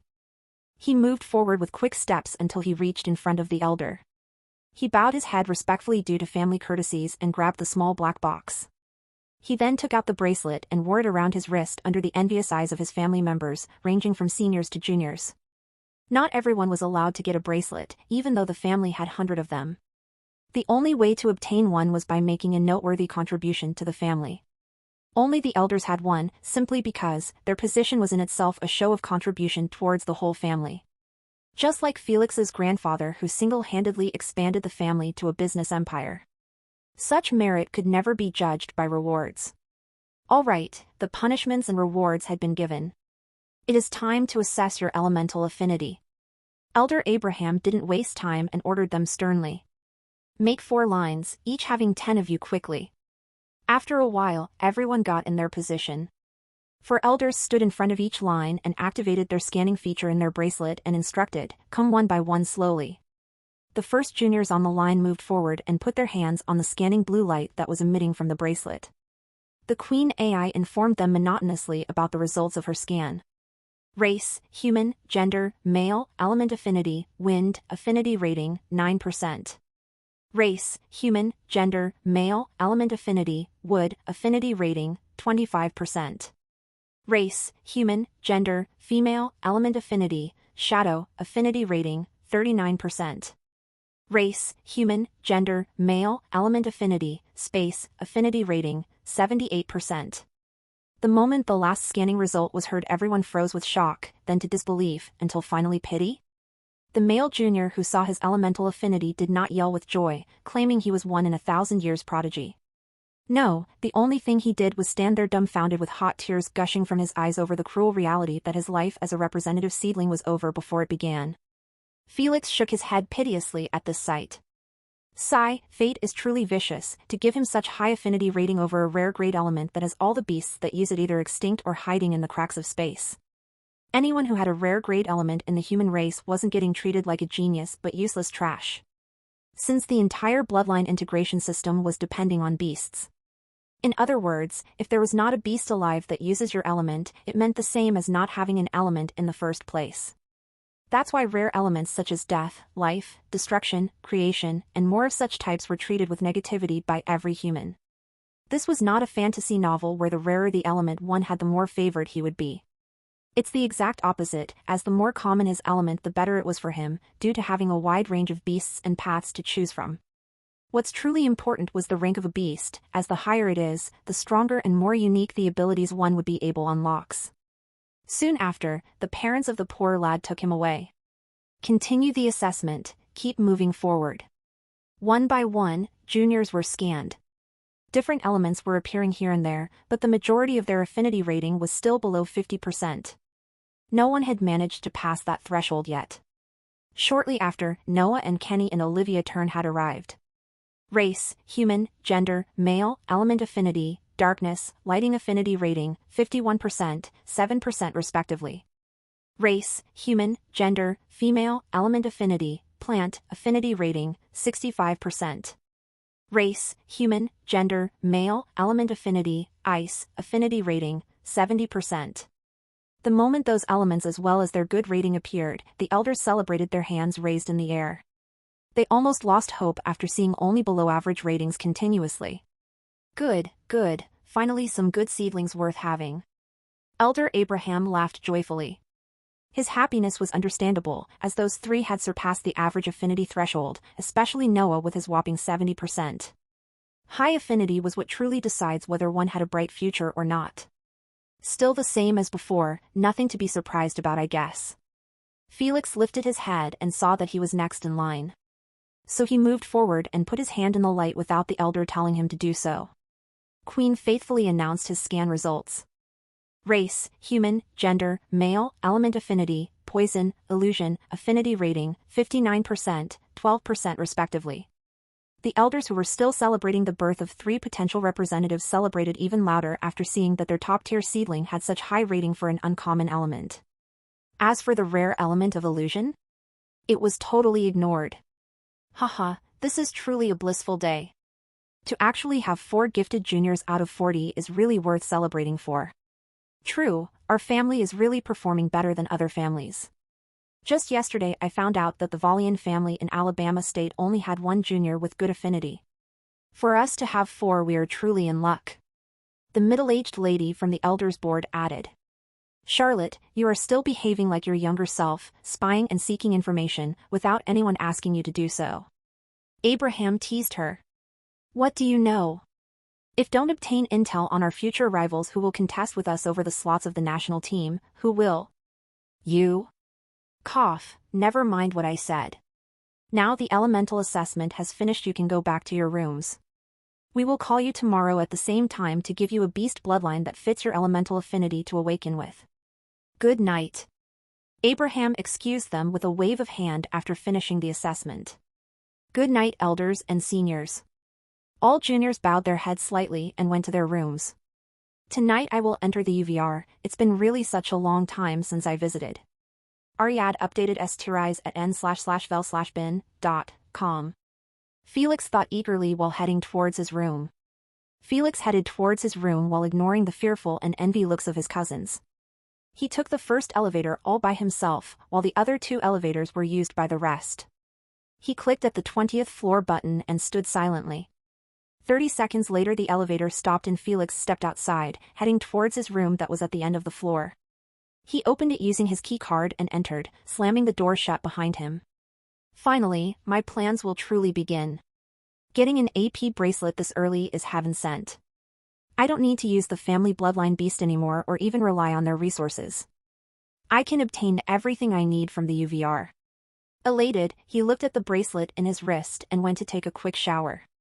He started to smell as didn't take one for over 2 days now. 10 minutes later. Let's begin. Felix lifted his wrist that has the bracelet on and put it in front of his eyes and called under his breath, Queen AI. Suddenly his eyes closed shut and lay on the bed unmoving. 10 seconds later, a voice was heard in his head. Welcome Sir Felix to the UVR, your AP bracelet has been successfully bounded with your consciousness. From now on, only you can use the features of your device. Do you mind me explaining them in detail? No need, I want you to teleport me to Alexander's capital city, Felix replied with familiarity. This will cost you 1,000 supremacy coins in normal conditions. But since this is your first time, it is free. The next time you will have to pay the ticket price. Queen AI responded. Noted, teleport me now. You will be sent to the Alexander capital city Androxa in 3 seconds, have a nice journey. 3 seconds later, Felix started to disintegrate. His body slowly turned into light particles, until nothing was left of him. Deafening silence engulfed the white room after his departure. In a humongous city that spans into infinity, borders so far between each other, they can't be seen using normal human eyes. In the center of the city, a building bigger than any other famous structures on planet Earth was standing proudly with its unique spherical design. At the peak of the building, a large signboard was planted arrogantly above all, that said SGA Teleportation Company. At the bottom floor of this company, multiple circles were continuously flashing, as new people emerged from them and left hurriedly in a rash. Felix's body started to reconstruct inside the white circle. 1 second later, his body became complete again. The moment the process was over, Felix opened his eyes and hurriedly exited the white circle. After doing so, he sighed in relief, "Not this time, you capitalist bastards. You cheated me out of my money in my previous life, since I had no idea how the teleportation works, but not this time. This daddy got scammed multiple times in the UVR. But now with my memories, no one will bully my naivety again." He smirked as he left the entrance of the company. "Fuck, I was slow by 1 second and got 200 SC deducted from my credit account," said a blue-skinned human while crying in agony. "Brother, that's nothing. I heard from my cousin that he saw a kid staying in the teleportation circle for over 30 seconds, staring at it in awe. The poor kid ended up having 6,000 SC debt." A human with a long alligator-scaled tail replied with sympathy. The others, who were listening to their conversion, sighed in pity over the fate of those newcomers, who get cheated of their money due to lack of information. The teleportation company took advantage of this and made a rule that each second a person stayed in the teleportation device will have 200 SC deducted. Since people get teleported each second constantly, and when a person stands in the circle for an extended duration, they start blocking the path of those teleporting after them, thus stopping the company from making a profit. This was the official reason and excuse the company used. However, everyone knows that their reason was complete bullshit. After all, they are in a goddamn virtual reality. People can literally teleport in every empty spot there is. Hell, people can even teleport from the toilet chair circle. But would the SGA allow that? Absolutely not. Why would they waste an opportunity to make free money from the commoners, without breaking a sweat or effort? They just drew a couple of circles in the ground and named them teleportation devices, and anyone who wants to use them must pay for a ticket to go to his destination. The further the destination, the more outrageous the ticket price is. This is one of the main factors why, even though the UVR was created as an open space for everyone to travel freely unhindered, turned into a universe with different territories. And to go where you want to, you must pay for it. This devious plan that turned something free into goldmine was introduced by the human race the moment they joined the SGA, thus earning them a good spot within the alliance. Felix was currently wandering around the city without destination, observing the different types of humans that keep passing by him. Some had different color skin such as green, purple, and even pink, while some had extra body parts, ranging from having an extra eye in the middle of their forehead to having 6 arms. Those mutations are either byproducts during the process of awakening or replacement, or they appeared during birth, due to having a low percentage of origin realm ancestor bloodline. But still, the majority of people had no mutation like Felix. This condition meant only 2 things: either they are commoners who did not awaken or bloodliners who had no mutation during the process of either awakening or replacement. After traveling around the city for 1 hour, Felix finally settled his nostalgia, as he did not visit the city for a long time. All right, time to start implementing the plan. He changed directions and trod forward with familiarity. First, he needed to head towards the bank to obtain his rightful starting pack loan. Then use it to bet on the games that he still remembers from his previous life. They were not that many, as he doesn't remember much from this period, since he did not get an AP bracelet this early. He used to watch old games that were being streamed freely on TV and the internet like a peasant at this period. 15 minutes later, he reached another towering building that was half the size of the SGA Teleportation Company. But the difference between them was that this structure was shaped like a cube and shone with silver light. In the middle of the building, a signboard that said SGA Bank was hanged on it, shimmering with silver light as well. Felix queued like everyone else in front of the entrance and waited patiently for his turn. 30 minutes later, he entered the building and went straight towards the receptionist. Good afternoon, I want to open a bank account, as well as receive my rightful first-time loan. He said politely. A beautiful lady that had two small cute horns on the sides of her forehead replied with a smile. Good afternoon, sir. Can you provide me with your UVR ID? I need your private information to fill your bank account details. With pleasure. Felix extended his wrist and put it on a small scanner that was at his right side. A few moments later. All right, I got what I need. Please head towards the second floor to obtain your bank account details, as well as your loan. Have a nice day. The receptionist sent him off with a polite smile. Felix thanked her and headed towards the elevator. The moment he reached it, he noticed that there was a line for it as well. So he changed his direction and went for the stairs. After a while, he stepped inside the second floor and went to obtain his loan. Sadly, he had to wait for his turn again, as there was a queue for it as well. His forehead veins started to pop out from anger, but he held it in and lined up without raising a fart. Fucking capitalists. He could only curse in his mind, not daring to insult out loud the most authoritative bank in the UVR. However, his rage was quite understandable, as there were more than 60 floors in this building. Yet they force all the people who want to open a bank account for free to use only the second and third floor, leaving the other floors for those who want to speed up the process using coins. They really use every method to earn profit just like in real life. Visit N0VL/BEIN. For the best novel reading experience. Nothing changed much even if this is the UVR.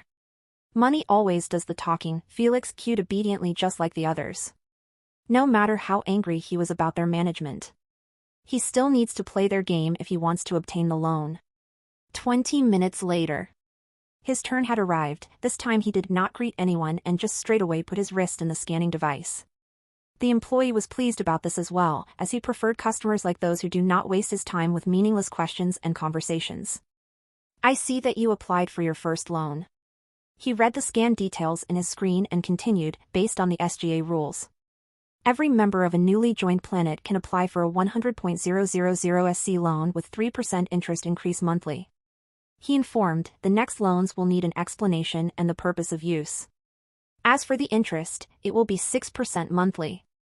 Is everything understood, Mr. Felix? Yes. Good, 100.000 SC has been added to your bank account. You can use it to buy anything within the UVR. I wish you have a nice day. Next in line, please. The employee excused him. Felix nodded his head and left the floor. After a while, he exited the bank and called for a hover cab using his bracelet, heading to the gambling den to place his bet. 10 minutes later. He was sitting on a couch, drinking coffee while watching tens of holograms, each displaying live a different game from a different rank and tier. The game I remember still has not started. I guess it will be on tomorrow Saturday since it is a battle royal type. He figured so, as those games extremely popular within the spectators, due to their brutal and simple condition to win them.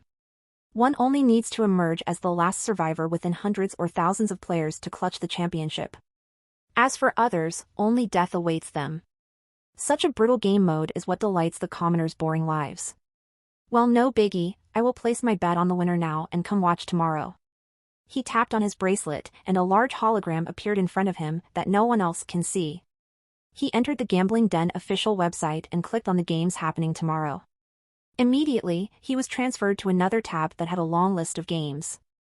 Queen, please find me a 500-player battle royal from this list. Without wasting any effort, the Queen quickly highlighted 3 games based on his requirement. He pressed on the one at the bottom and details of the game displayed in another side hologram. // game format, free for all.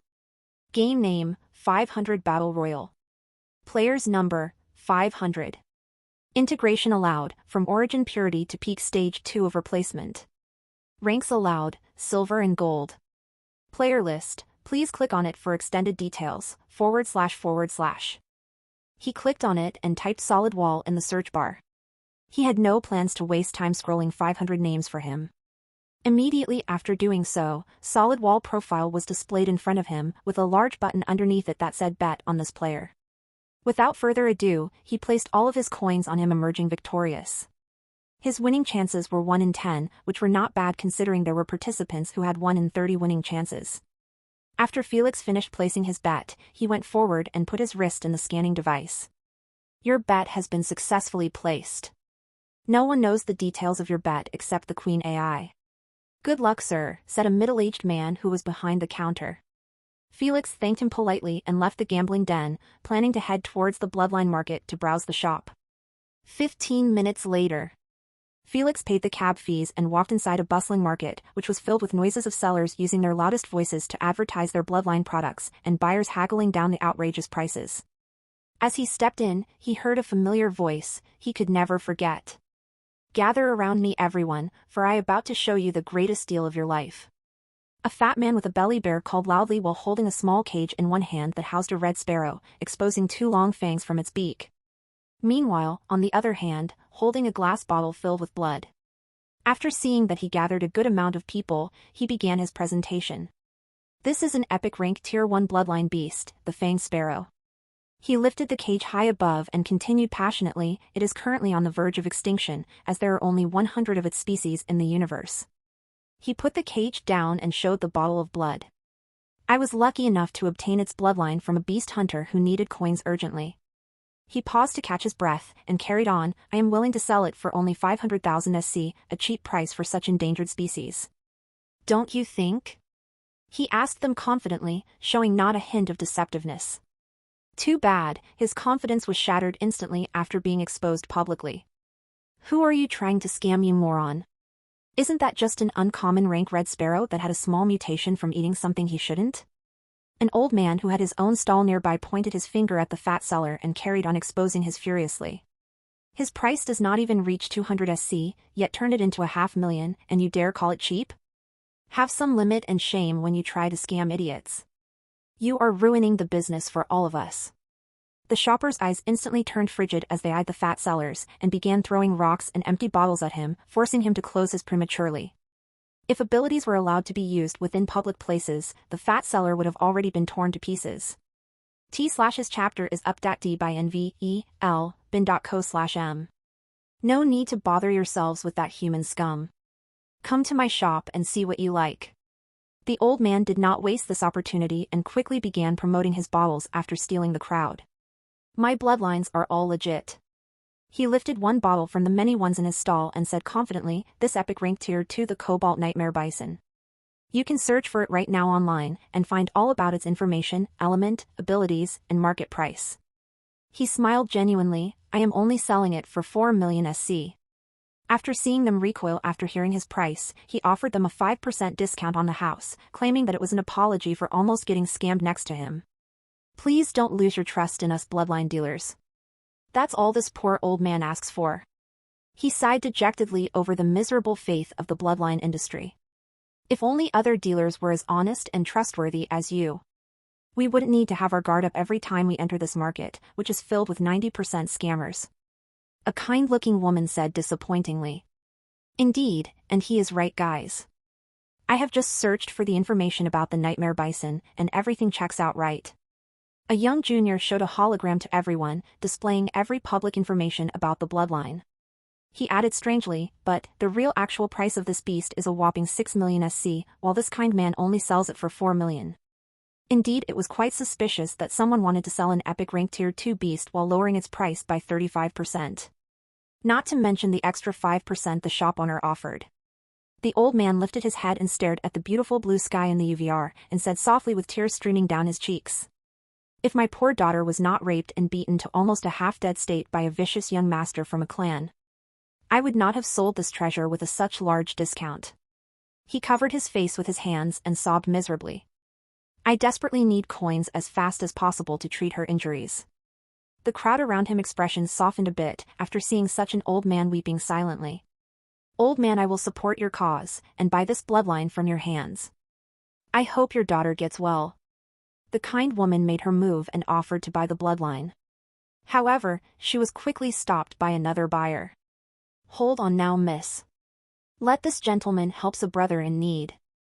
I despise those despicable young masters who lay their hands on other people's daughters. And to show support, I will increase the price to 4.5 million. I bid 5 million for it. I want to gift it to my grandson who is about to enter the first stage of replacement. I hope no one fights it out with me. A red-haired elder threatened them jokingly with his can. Too bad a handsome young lad didn't care about his request, as he politely raised the price. 6 million here, I need it for myself. This bloodline is perfect for my first replacement. The seller immediately intervened after the price reached 6 million, the same price as in the market. My dear costumes, I can't allow you to keep biting like this for it. I will sell it to this young lad, and when my daughter gets well I will order more and sell them with a 20% discount to you. Come give me your contact number. He offered apologetically. The bidders glanced at each other and shrugged their shoulders. No issue, I was merely trying to extend a hand. Me as well. Even though I needed it, I can tell my grandson to wait for no problem. The seller bowed and thanked them continuously for their understanding. He then approached the handsome young man and gave him the bottle. The young man took hold of it and smiled in satisfaction over this transition. Please give me your bank account details so I can wire you the coins. He requested. The old man lightly touched his bracelet with the young man, sending him his bank serial code. Here it is. Just as the young junior was about to hit accept, a loud voice interrupted him. Wait, hold it right there. Don't sell it, uncle.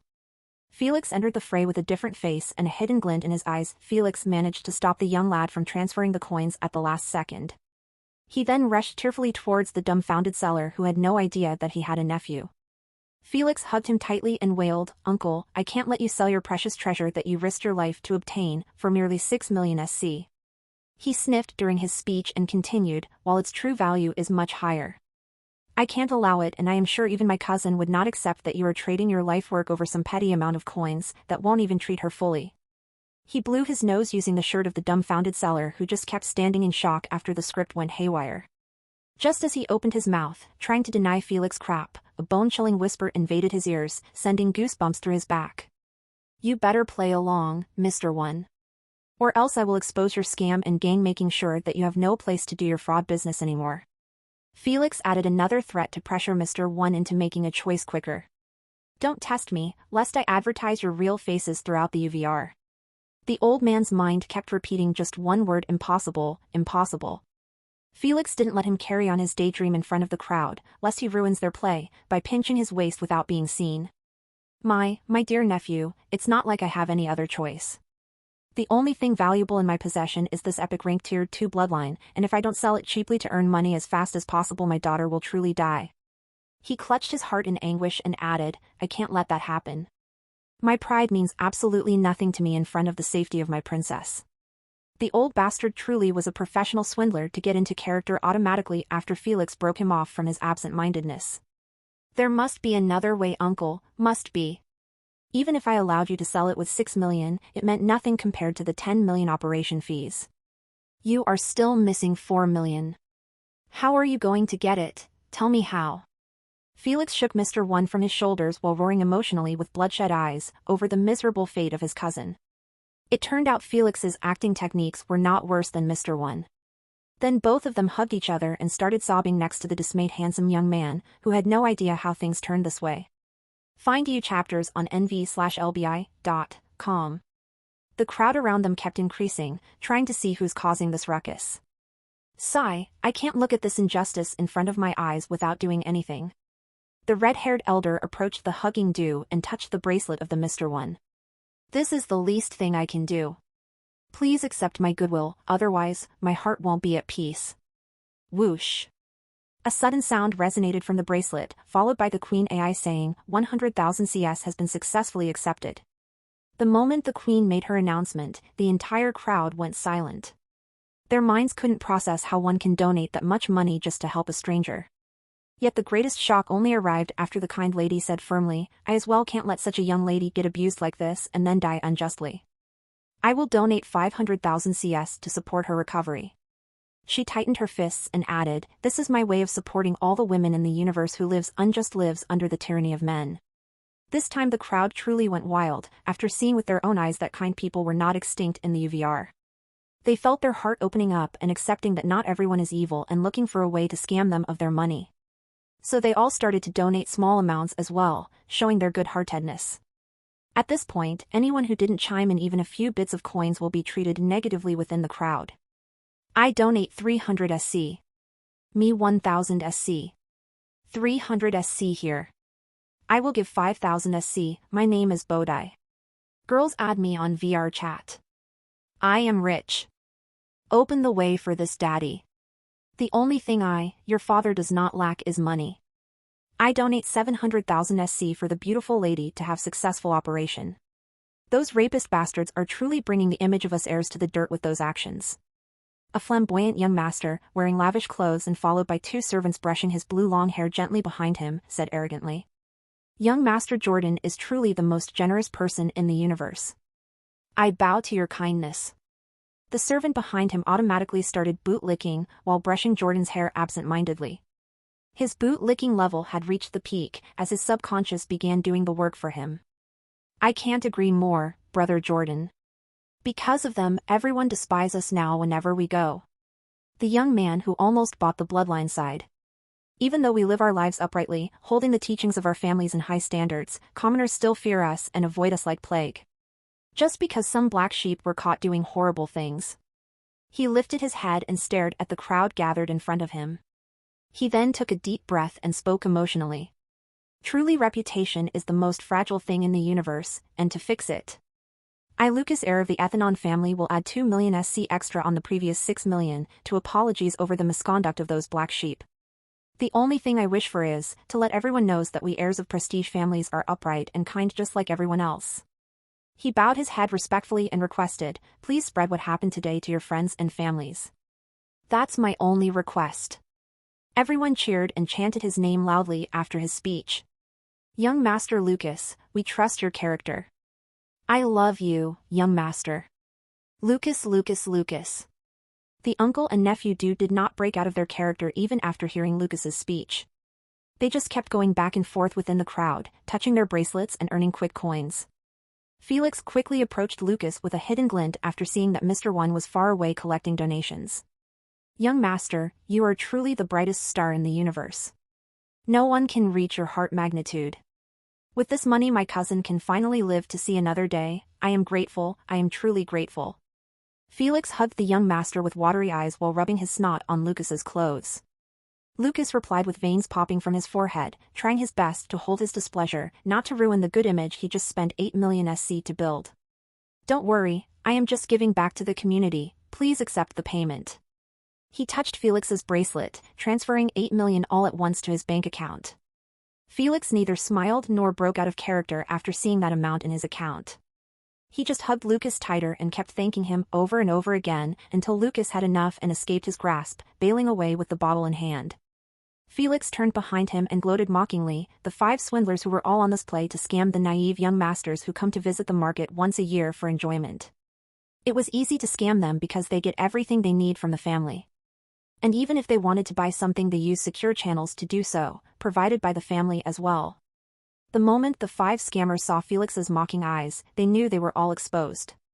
The elder with red hair, the kind lady, the young junior, the first scammer who was exposed, and finally Mr. One. All of them were on this hustle, and each had an important role to play. The fat seller job was to lower the defenses of spectators since no one would expect to have 2 scammers next to each other and even more for one to expose the other. Mr. One's job was to obtain the goodwill of the customers after saving them from getting cheated, thus earning him a good man tag in their heart, which will make his sob story more believable.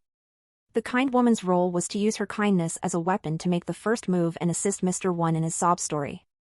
The young junior role was to display the bloodline information that exists in shady website to the customers and explain it to them using his childish naivety. Finally, the red-haired elder role was to intervene whenever there was a complication throughout their script. Like Felix acting as the nephew to earn some profit from the scam as well. That's what they assumed. However, Felix never had the intention to just earn some profit, but take everything home. Unfortunately, the gang didn't know that the sheep they added to their operation due to his threats turned into a wolf that devoured everything, leaving them only the bones, which are the small donations the old man was collecting happily before. Felix winked at them one last time as he slowly submerged himself in the crowd until his figure could not be seen anymore. The only thought that coursed through their minds as they saw him disappear was, "We were royally fucked." Felix walked rapidly through the crowd while changing his disguise that he used to scam the frauds into a new one. Since the moment Felix stepped inside the UVR, he was using a disguise to keep his utmost security while shopping or even offending someone. So he won't get discovered and hunted in real life. If it was not for this feature, most commoners won't dare enter the UVR, where they can get bullied constantly by people with a higher background than them. The only ones who ignore this feature and walk proudly in the UVR are those who trust their strength to protect themselves or members of strong families and bloodline clans. This was why the majority of public markets in the UVR had at least 90% scammers trying to swindle the shoppers' coins in one way or another. However, just because those swindlers had disguise on their faces, it doesn't mean that authorities can't locate their real living address. After all, the products they used for their scam need to be delivered to the buyer no matter what. If so, it will be quite easy for those backgrounds to fish them out of their holes if they followed such a lead. Even so, the scammers were still running rampage within the UVR. After all, they could just bully the commoners who had no one to rely on, earning their coins. This blatant discard to the SGA authority finally pushed the alliance into taking things upon their own hands, creating SGA markets, both in public and online. Those markets promised absolute trust in the truthfulness of their products. Anything bought inside their markets gets verified and authorized by professionals before the seller even advertise it. So one can have peace of mind while shopping without the constant pressure that what he bought was fake. But how could those capitalists in the alliance miss such heaven-sent opportunity to earn coins from the commoners effortless? Thus, they announced a statement that every product purchased in their markets had a 20% increase on its original price to pay for the expert's assistance during the verification process. Just this rule alone single-handedly turned off the majority of commoners' expectations towards the promised SGA market. Because scammers in public markets only increased the original price by 10% to 20%. It is up to the buyer to figure it out and negotiate the price down. As for cases like the scam that the gang did, were rare and few within the UVR. Since not everyone had the smarts and the balls to pull it off on an heir of an influential family. Meanwhile, the SGA market might have promised them authentic items, but a 20% increase in price was still a scam, just more in the open and upfront. So most commoners and bloodliners preferred to rather take risks while shopping in the public markets than to give the SGA the satisfaction of obtaining their hard-earned money that easily. In the gambling den, Felix pressed the bet button on solid wall and laid back on the chair in a relaxed manner. He never expected to meet the 5S gang, who scammed him out of his hard-earned 350,000 SC in his previous life. He always kept this bitter memory close to his heart, because of the large setback it inflicted him. He was planning to use those coins to buy a rare rank tier 2 bloodline, but after he got scammed, he got stuck in the purification realm for an extra year. This is why he instantly recognized the fat seller voice even within the noisy crowd, as he was the one responsible for cheating him out of his money. But now all is good, he got his coins back and even with a quite substantial bonus. He was not complaining at all, especially after betting that 8 million he had on solid wall. If he won his bet, he would earn a whopping 80 million SC at once. This capital can last him for quite a long time if used properly. This is why gambling on games was popular, specifically, ones that includes a large number of players. The winning odds might be almost impossible, but if someone managed to win, he will truly strike a windfall. And Felix with his memories of the future can earn as much as he desired without worrying about his betting information getting leaked, as the only one who knows about those details is the Queen AI. She is bound by the rules to keep everyone's private information to herself. The only thing left now is to watch the game tomorrow and hope that everything goes as planned. Otherwise, my memories are going to fuck me over. He mumbled as he entered a hover cab, planning to head towards the resources market to pre-purchase the potions that will ease up the integration process and let him awaken quicker and safer. He shivered inside the cab as he remembered his previous awakening that lasted for 20 torturous minutes because he didn't manage to use those potions. 7 minutes later. Boss, do you have awakening pain relief potions? Felix asked politely the moment he stepped inside a small cozy shop. Let me check, handsome. A middle-aged woman smiled and stood up, heading towards the back of the store. 2 minutes later she returned and shook her head. Sorry, handsome, I am out of stock. She quickly added after seeing his disappointed look, the next shipment from the Forsythia Witch Empire will arrive 15 to 20 days later. I could register your name on our waiting list and call you the moment we obtain the items if you would like to wait. All right, I want to pre-purchase 10 bottles. I will pay tomorrow the full amount up front. He nodded in agreement and offered, let's sign a contract now. The lady boss's eyes brightened up and tapped on her AP bracelet, displaying a holographic contract in front of Felix. I have requested the Queen to put conditions in terms, entailing that tomorrow you have to pay 100,000 SC for 10 bottles of pain relief upfront. 15 days later when I obtain the stock, I will send them to your real address free of charge. Felix smirked those terms and said composedly, change the term when I obtain to, you will guarantee that the bottles arrive at my address safely without problems. He extended a finger and added, plus, any problem that happens during the delivery will be counted as you breaking the contract, thus paying me a fine of double the amount that I paid for. 7 sit envelop/n. C/M for L test vels. The lady boss chuckled while covering her mouth and said, fine by me. But I want to change the term any problem that happens during the delivery to, problems that happen during the delivery will be counted as both of us breaking the contract, thus splitting the fine 50% 50%. You have a deal. Felix agreed calmly and signed the contract by etching his unique ID code on the empty signing space of the contract. The moment the signing process finished, the lady boss broke the tense atmosphere by praising him with a smile. You are good, lad. To even counterattack by adding that heavy fine, in case of problems happen during the delivery. Since you can simply claim that the bottles that you received were damaged, thus having me pay 200,000 CS for it, while also giving you the bottles. Truly a vicious move. Still not as vicious as you, boss. He scoffed, the moment you added the term when I obtain the stock. You never planned to admit that you received it after I come to check my bottles. You can simply say that the shipment got robbed by pirates, thus removing yourself from the contract restraint, while also taking my coins. After saying his piece, he turned around and walked towards the exit. Signing a contract in the resources market is the same as signing one with the devil. The shopper must always keep a lookout for loopholes and wordplay, lest he realizes too late that he paid to get screwed over. The boss lady observed Felix's retreating back and thought. He must have gone through a painful contract experience before to keep him on his toes like this, the capital city Androxa, in a house near the northern border of the city. 5 individuals were sitting around a table with ugly expressions on their faces. Who can blame them? They were just conned out of 8 million SC with some tips. What's even worse was that they were professional frauds who had an infamous reputation throughout the kingdom. Countless young masters and rich newcomers fell into their schemes, losing fortunes they could never recover from. Yet this infamous gang got scammed by a stranger. Mr. One, can you please explain why the hell did you add that bastard in our operation? You could have simply cried out loud that you don't know him, and he will have no choice but to bounce. The kind woman from before raged while pointing her finger at Mr. One. She couldn't handle the awkward silence in the room anymore. Miss Four, it's not like I didn't think about it. It's that I couldn't. He placed his head on the table, not daring to make eye contact with his partners, and explained what happened. The moment I wanted to expose him, he whispered in my ears that if I don't play along he will advertise our real faces in UVR, and I somehow believed him, because he called me Mr. One. Something only you guys know. He buried his head under his arms even further and continued, after that, I could only play along, or else our scam would be exposed. Forget about earning a coin, I would have been beaten to death by the mob.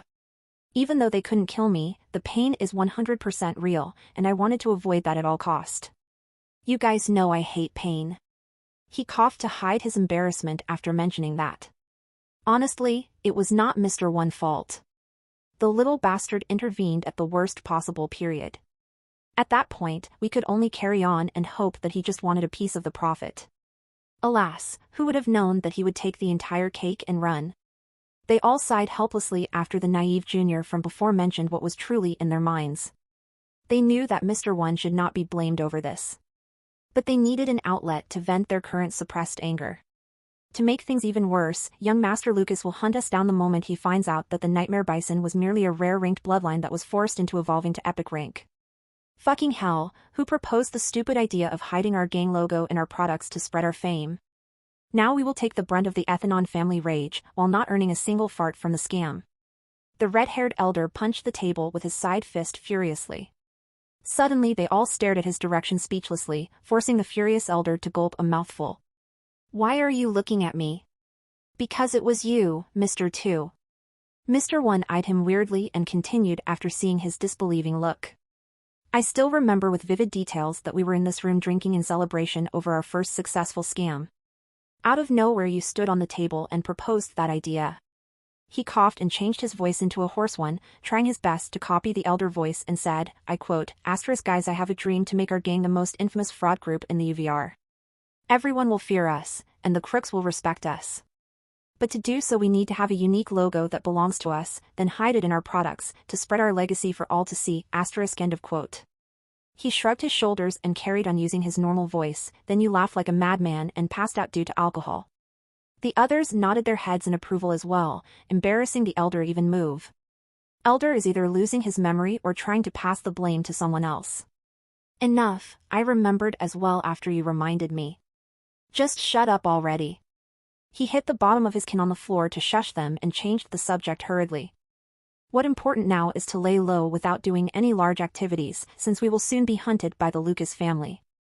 They might not be able to find us if we lived normally. But the moment we try to scam someone, they will find us in a heartbeat. Their intel network is no joke.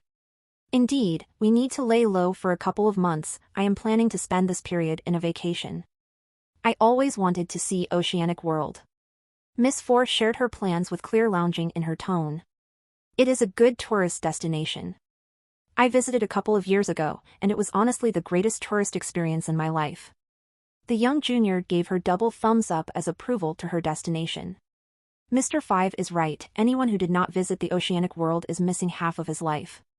Maybe I should go with you, Miss Four. I also never seen it before, we can accompany each other.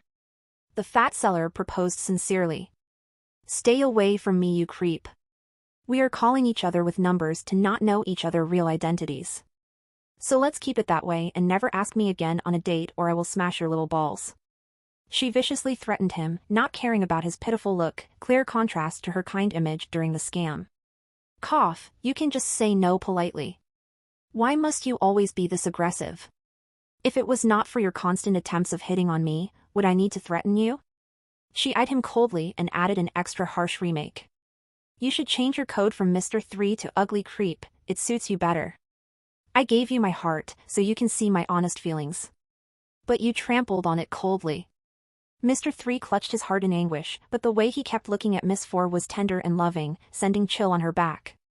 Without warning, he cried passionately with one hand on his heart, while the other trying to reach for the disgusted Miss 4. The others who knew what was coming tried to stop him.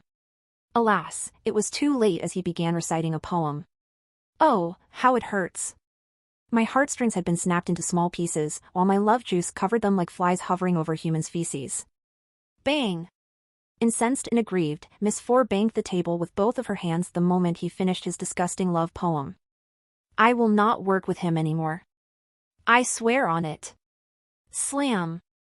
She slammed the door shut after exiting, leaving one last loud remark behind. I don't want to see his face when I return from my vacation.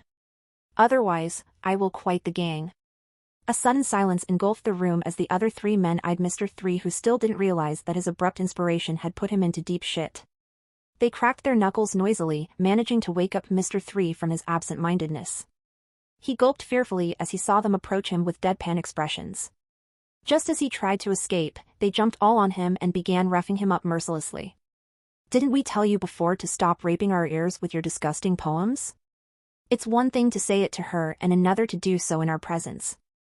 Mr. 1 shouted as he stomped the creep face over and over again, breaking Mr. 3's nose and frontal teeth. Even so, he didn't stop his bashing. He must have used the poem as an excuse to vent his shame over being played by Felix. 5 minutes later. Mr. 3 lay on the ground with 4 snapped limbs, each pointing in different directions. Not mention his face that was unrecognizable after that heavy beatdown. Anyone would pass out in his condition. But Mr. 3 just smiled with his bloodied mouth that had no teeth left and said with a hoarse, inaudible voice. Cough, cough, you guys will never understand my art or my love for Miss 4. No matter how much you torture me, I will never change myself. You just have to live with it. He, cough, cough. Just as he wanted to laugh at their futile attempt of stopping him from expressing his love using poems, he ended up swallowing a tooth, forcing him to choke on it. He coughed while clutching his neck, trying to expel it, but to no avail. The other bastards just laughed at his misery, not caring if he choked to death. Mr. 1 even started recording this rare event while saying, Miss 4 will pay a heavy price to have this recording. The others nodded and pointed their bracelet at Mr. 3, who gave up on relying on their assistant to save him. So, with a pained heart, he paid a heavy fee to heal his body to peak form again. The moment his body was fully healed, the others stopped their recording and changed the subject, ignoring the fuming expression of Mr. 3. "What are we going to do about your nephew, Uncle Mr. 1? Mr. 5 asked sarcastically.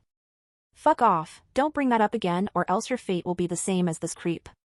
"Relax, can't one say a joke here anymore or what?" "Honestly, nothing much we can do about it. He probably had a disguise on when he joined our scam, and after submerging himself in the crowd he changed into another one." Mr. 2 sighed dejectedly and continued, "So no matter how we search for him we will end up with nothing. Just like the others who searched for us after cheating them. It truly does not feel nice getting scammed without the ability to retaliate. Is this what our victims were feeling?" Mr. 5 said with a hint of remorse in his tone. "Well, don't get used to it. This is the first time and also the last time we get into this fucked up situation. Our next plan needs to be foolproof to block anyone who tries repeating the little bastard feat. That's the only thing we can do now, I guess." Mr. 1 returned to his seat and laid on it in a relaxed manner and added, "Losing 8 million makes me feel demotivated from doing any small scams. I will take a vacation like Miss 4, I guess. Hopefully I recover from this setback." "Same as well. Have fun, guys. We group up in 6 months here again. And if the coast was clear we can start our operations. See you guys later, I am heading towards Oceanic World. My love shall lead me to meet up with my soulmate," Mr. 3 said as he bolted from the room, not daring to stay. He knew if he did, they would start a round 2 of thrashing him. Whatever, that retard probably does not know that Mississippi. For said Oceanic World to throw him off, while her true destination was unknown. What a moron, spending 6 months in a planet searching for someone not even there. "Should we warn him?" Mr. 2 asked suddenly. They shared eye contact in silence for a while and then exploded with laughter. "Ha ha ha. Let that creep suffer. Hopefully, he dies so Miss 4 doesn't leave us." Discover EU chapters at novelby.co. Sigh, our gang is really outbalanced. If even she left, I can't remain here anymore with 2 dudes and 1 creep. Preach true, can't argue with that. Thus, Mr. 3 fate had been decided to spend 6 months in a planet searching like an idiot. Felix spent 2 hours browsing products from one shop to another. He pre-purchased every potion necessary to facilitate his awakening process. From potions that allow him to heal himself after the process ends, to potions needed to add more percentage to awaken with. Felix never planned to use only a 1% percentage to integrate with at the start. He was confident in his pain tolerance to handle even more percentages all at once. He might not be like some freaks that straightaway integrates with 20% to 30%, but he was certain that he could at least awaken with 10%. Ah! This was such an eventful day. He exhaled deeply as he sat on a park bench in a relaxed manner. He licked an ice cream cone he was holding in enjoyment while thinking of all the activities he had gone through in one day. He opened a bank account and got a loan that turned out to be useless. Then he took his revenge on the 5S gang by scamming them out of their money. Finally, he pre-ordered items for his awakening. The only thing left was to buy a beast bloodline. But he already had plans to buy it tomorrow after the game, as pre-ordering doesn't work for bloodline bottles unless one had a good reputation or friendly relation with the seller. It's probably time to log out and sleep. He yawned drowsily and requested from the queen to log him out. 2 minutes later. He wore his clothes, planning to head towards the cafeteria to eat his dinner or whatever was left of it. As he exited his room, he met face to face with the expressionless Noah, who was about to close his room door. After a few moments of eye contact, they both nodded their heads as a greeting and went towards the elevator side by side without speaking a word. The moment they stepped inside the elevator, Felix extended his finger at the floor buttons and clicked on the 40th floor where the cafeteria was placed. Noah didn't click anything else, as the 40th floor was his destination as well. Caw thump. After a while, the elevator stopped. Felix and Noah both exited together and went in the same direction. "Please give me this, and some of this as well. Add a little bit of sauce on the chicken." Felix ordered his dinner, using his finger to guide the counter lady.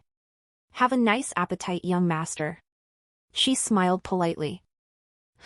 Smells good, thank you, auntie." He took his dinner and sat at the closest empty table. Noah immediately began ordering with his finger silently, just like a mute. After getting his dinner he nodded at the counter lady and left to sit alone in a corner table. Crackle dong. Shortly, only sounds of forks and bowls echoed in the cafeteria, as no one was in it besides Felix and Noah. The rest already ate before and left to their own room to watch Supremacy game streams or learn about the beasts of their newly found elements. Felix observed Noah as he ate slowly. He always wondered if his personality would be like Noah's if he didn't have his grandfather to take care of him. He sighed saddened after recalling the bitter past Noah had to go through to be molded into a piece of deadwood, unresponsive to anyone but his sister. His fate was quite similar to Felix's, as he lost his parents young as well. However, their deaths were not in an incident.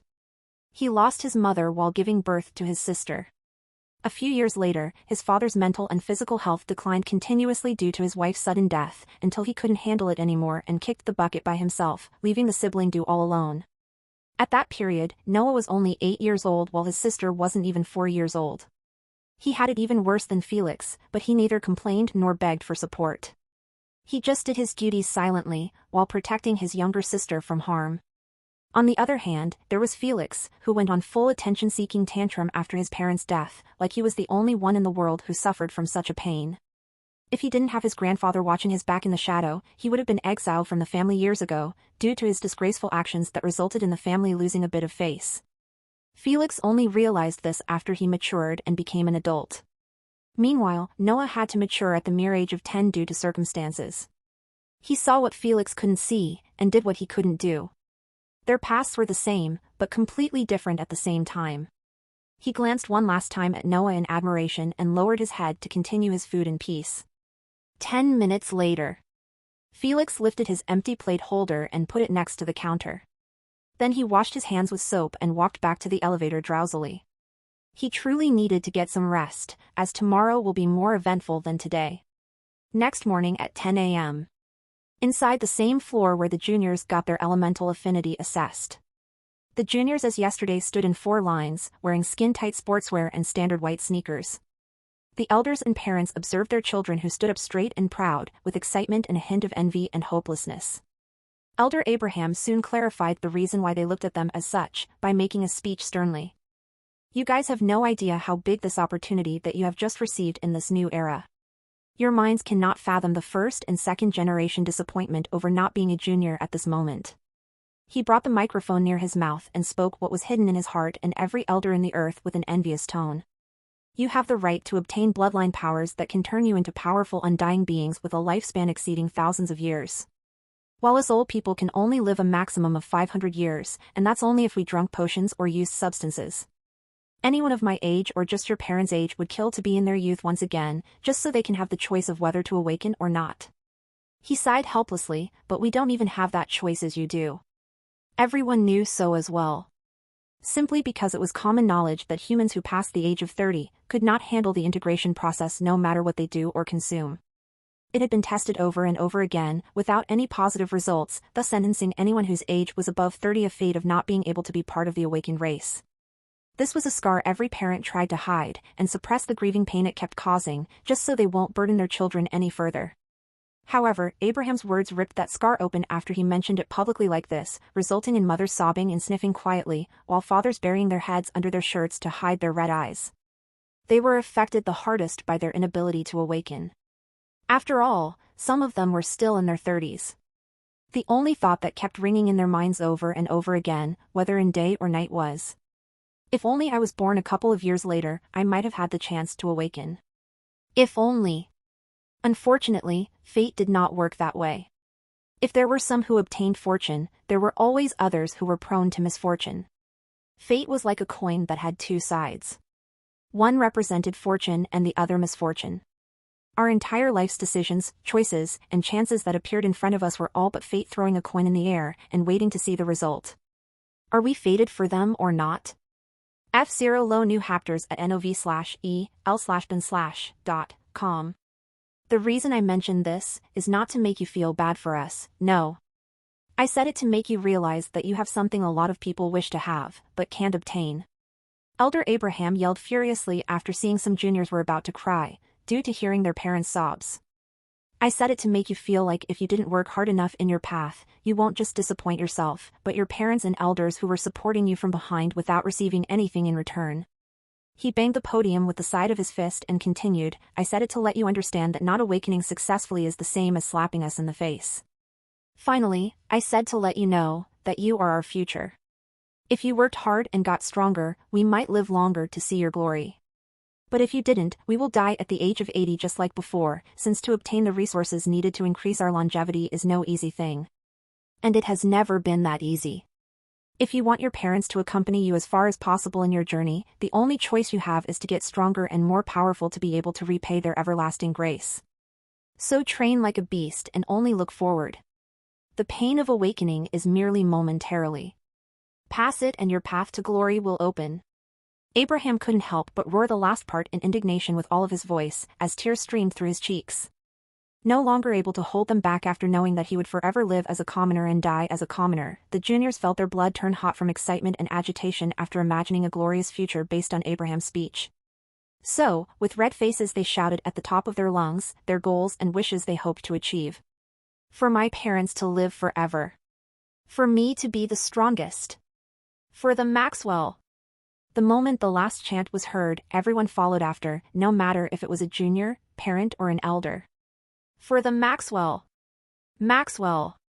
Maxwell. The only two who didn't chant were Felix and Noah, as one faked the chant by mouthing it, while the other didn't even bother to fake it. He just stood silently within the frenzied juniors. After a while, the youngsters regained control over their emotions and quietened down. However, their eyes were completely different from how they appeared earlier. Before the speech, their eyes were calm and nonchalant. They knew that a new era had arrived in their generation. But they just took it for granted, uncaring about their parents' or elders' hidden feelings. But after hearing Abraham's raw emotions that represented all of the elderly in the world, they could not take their bloodline path with a laid-back attitude anymore. Due to the realization that they had something their parents wished for, but couldn't obtain. The only thought that ran amok in their minds was that, if they didn't take the awakening seriously, it was the same as spitting on the opportunity their family could only long for. Abraham used only words, facts, and his honest emotions to show them all of that. Good children, I trust that you will make us all proud in the future with your achievement. But first, we need to lay down a good foundation for you to do so. And this is the job of the training camps that are happening currently in every country and family like ours around the globe. Abraham smiled warmly after seeing their focused looks and continued, the training camp is extremely important for your future. He then began explaining why so, by extending 3 fingers each marking a stage of the training camp. He closed one finger and told them that the first stage had 2 months period. It would be used to train their body fitness, as well as building their pain tolerance. So they wouldn't be blindsided by the pain of the awakening process at the end of the first stage, and end up dead without even realizing what happened to them. He closed another finger and moved on to the second stage. He clarified first that it would only include those who awakened successfully. Then he carried on by mentioning the things they were going to learn in it. Starting off by learning the correct method to increase their integration percentage after awakening. Secondly, what they should expect from the passives and actives abilities they were going to unlock after their awakening. Finally, he closed his hand into a fist and spoke about the last and final stage, the third. It would be used to teach them how to use their abilities properly, in addition to practicing synergies as a team. This stage would last for over 2 months as well, and in the end, there would be battles to decide on who would lead them towards the national battle.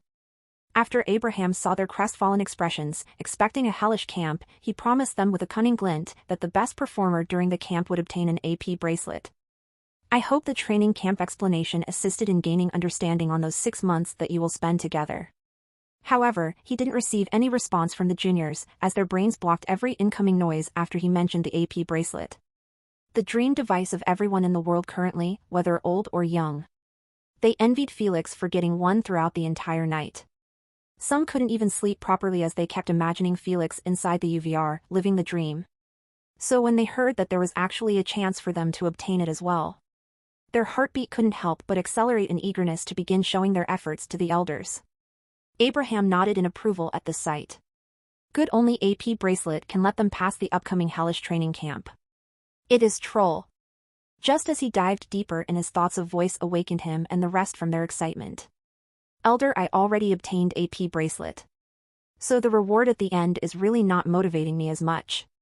Without proper motivation, I doubt I would survive the camp. God knows I might even fail to awaken. Felix didn't let go of this chance to sound his displeasure over not being able to obtain anything at the end of the camp. Boy, you already got AP bracelet, what else do you want? The bloodline beast and resources are already going to be given to you during the camp. So there is nothing much to give that has the same value as the bracelet. Abraham rubbed his eyebrows in vexation over this issue. Cough, I don't want much. My only request is to own 51% shares on the entire island. I want to own it, not manage it. He smiled sincerely and added, I don't think I am asking for much here. Abraham sighed in relief after hearing his wish. He quickly approved of it without even consulting the elders. He knew that they won't oppose it as well, since Felix was a true heir of the family, not an outsider to consider deeply about it. After appeasing Felix, Elder Robert decided to take things from here on, as Abraham's throat was as dry as a bone. Now it's time to show you the bloodlines that we bought for you. Robert clapped his hand twice, and the servants brought 39 trays each holding a glass bottle, containing different colors of liquid. After the servants took their position, he explained that their results in the family tradition were the criteria used to judge whether they deserved to own a rare rank bloodline or uncommon.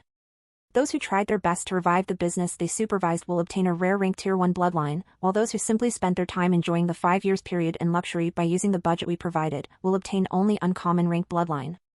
Just as some juniors tried to whine about the unfair treatment, he cut them off sternly. You did this to yourselves, not us. If you can't even take the hardship of reviving a dead business, how could we trust in your character to integrate seriously? We are not charity here. Those bloodlines cost us a fortune. He added with an unforgiving tone while looking at a few juniors who either lowered their heads in shame or stood in a daze after realizing that nothing will save them from using a trashy uncommon bloodline.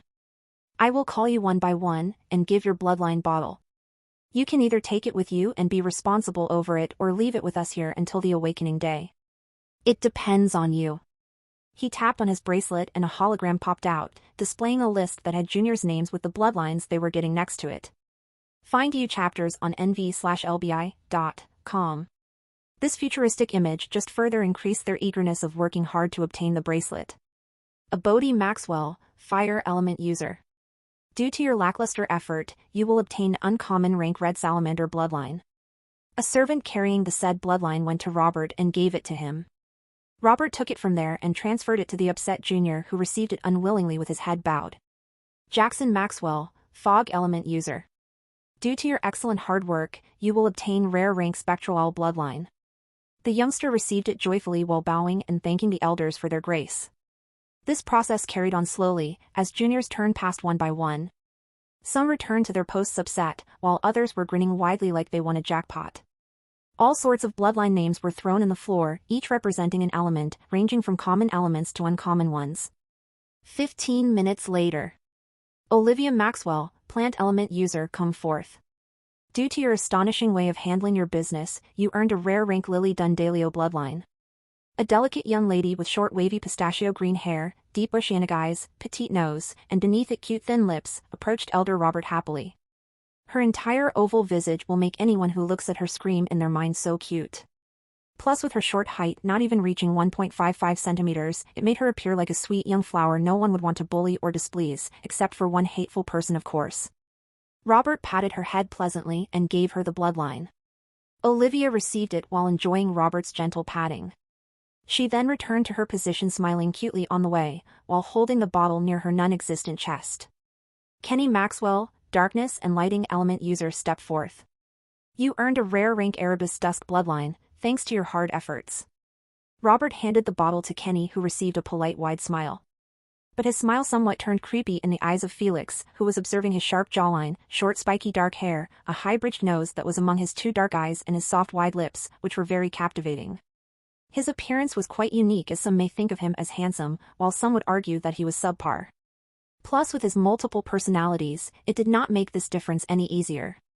However, Felix only thought of his face as one that should be thrashed every day to vent on what he did in his previous life. Kenny retreated to his position after paying respect towards the elders. Noah Maxwell, Ice Element User, step forth. Your reward is rare rank Cryogenic Yeti bloodline. Robert waited until Noah reached his side, then patted his shoulder in encouragement while handing him the bottle. As the only one in the family to have a high affinity rating, everyone has great hopes on you to reach further than the rest. Noah nodded his head in appreciation to his words and went back to the same position, standing coldly like a piece of ice, and his visage was not making it any better, as his hair was messy sky blue, styled as an undercut, ink-black eyes with long thin eyebrows above, imposing straight nose and frosty unmoving lips, creating a deadly fine face. Yet with his constant expressionless look, its potential had been lowered. While some might think his uncaring looks appeared cool and aloof, the majority would beg to differ, as expressions were the true decider to beauty. "Little bastard, come here and get your rare rank toxic red boa's bloodline." Felix approached his grandfather gleefully. "Train properly and don't embarrass me in front of those fogies, or else my belt will be the only snake you see in your life." Robert hugged his grandson, content with how he turned out to be. If it was not for his threat, the scene would be more heartwarming. Felix broke off from his hug and took his bottle smugly. "Old geezer, after I awaken you won't be able to harm me with your belt even if you wanted. Your scaring techniques have already lost their effects on me. But you won't awaken until 2 months later. I have no problem beating the shit out of you with my belt during this period. Who knows, your pain tolerance might even increase, truly hitting 2 stones with 1 rock." Robert instantly replied with a wide grin. Then he turned to the elders and asked for their opinion. "Do you guys agree? I believe only my techniques are enough to help him pass the pain and awaken." "I agree. He is all yours. Beat him well, we don't want our top seedling to fail to awaken." The elders did not fail to disappoint as they all chimed in their own support. "Can I watch?" Olivia asked with innocent round eyes. Felix raised his eyebrows in irritation after seeing everyone looking at him mockingly, waiting to see his response. He stared at his grandfather's wide grin and said sincerely, "I don't think that is a good thing to do. Our family does not approve of favoritism. So I would rather take part in the same training program as others than to let my grandpa, a bored elder, gives me an advantage over my cousins." He thumped his chest and said sternly, "I'm a righteous individual who condemns such actions. So I refuse to take part in it." Tisk. Shameless as always. I guess nothing has changed during his stay on the island. Sigh, as long as his thuggish personality was gone, I am satisfied. Everyone facepalmed after realizing that Felix had not changed for the better, but improved his shameless craft even further during his stay in the island. Too bad, they didn't know that he spent years surviving in the UVR and SG to be as adaptive as he was now. Scram from my sight this instant. Robert lifted his leg, threatening to kick him if he didn't leave his side. Felix took the battle with him and returned to his position after dodging a bullet. He turned his head and gave a mysterious glint in direction of Olivia. She flinched the moment she saw that glint. The same look he used every time he planned to prank her. She almost cried tearfully after seeing a grim future waiting for her, as no one was going to save or protect her from him after he thrashed them single-handedly. 5 minutes later, all the bloodline bottles had been given to their correct owners. Robert observed the juniors in the room with an unreadable look and said, "One last thing to mention before we officially start the training camp. The details of your bloodline are written at the back of the bottle, its history, abilities either passive or active, are all there. You can read them in your rooms after we finish today's training. F0 low new hapters at nov/el/bin/.com. If you had any energy left to do so, that is."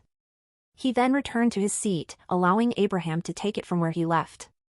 "The training camp has officially started," he proclaimed loudly, the moment he grabbed the mic.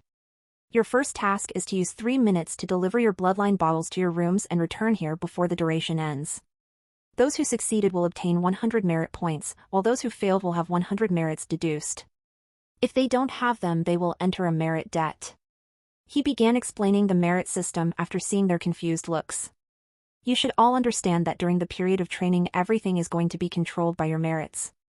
Your food, your water, your shower, your resources, everything needs merit to trade with it. We use this method, so only those who work hard to finish their tasks will earn the right to be nurtured. As for those lazy bums, you can die of hunger, and no one will care. Not even your parents. Worthless trash is not needed in the family," he said with a frigid, uncaring tone. Yet, the juniors showed no expression on their faces, as this was how they were taught since birth. Only by being useful to the family would they have worth in it. If not, they could simply leave, no one would stop them. After seeing that they had no questions about those arrangements, he told them to prepare for the countdown. The juniors all took a running position towards the elevators. 3, 2, 1, go! Everyone bolted towards the 3 elevators while holding tightly the bloodline bottles next to their chest. They knew that those elevators won't be able to hold all of them at once, which meant that the slowest of the bunch would need to use the staircase to reach their rooms. But that's quite impossible as the floor difference between the two was 15 floors. However, it was not all fine and dandy even for those who reached the elevator first. It's not like the rest would let them peacefully close the door in their faces. Hell no, they might be a family but they had no qualm beating their cousin's brutality for victory. This resulted in a massive battle breaking out next to the elevators. Blood splashed everywhere as juniors kept being kicked or punched in the face the moment they stepped inside the elevator or tried to close the door. No one was spared, not even the females. Before long, the madness calmed down a bit as the weaker juniors stopped trying to fight for the elevators and went to the staircase. Even though they understood that it was a hopeless attempt, they still had to show the elders that they tried their best.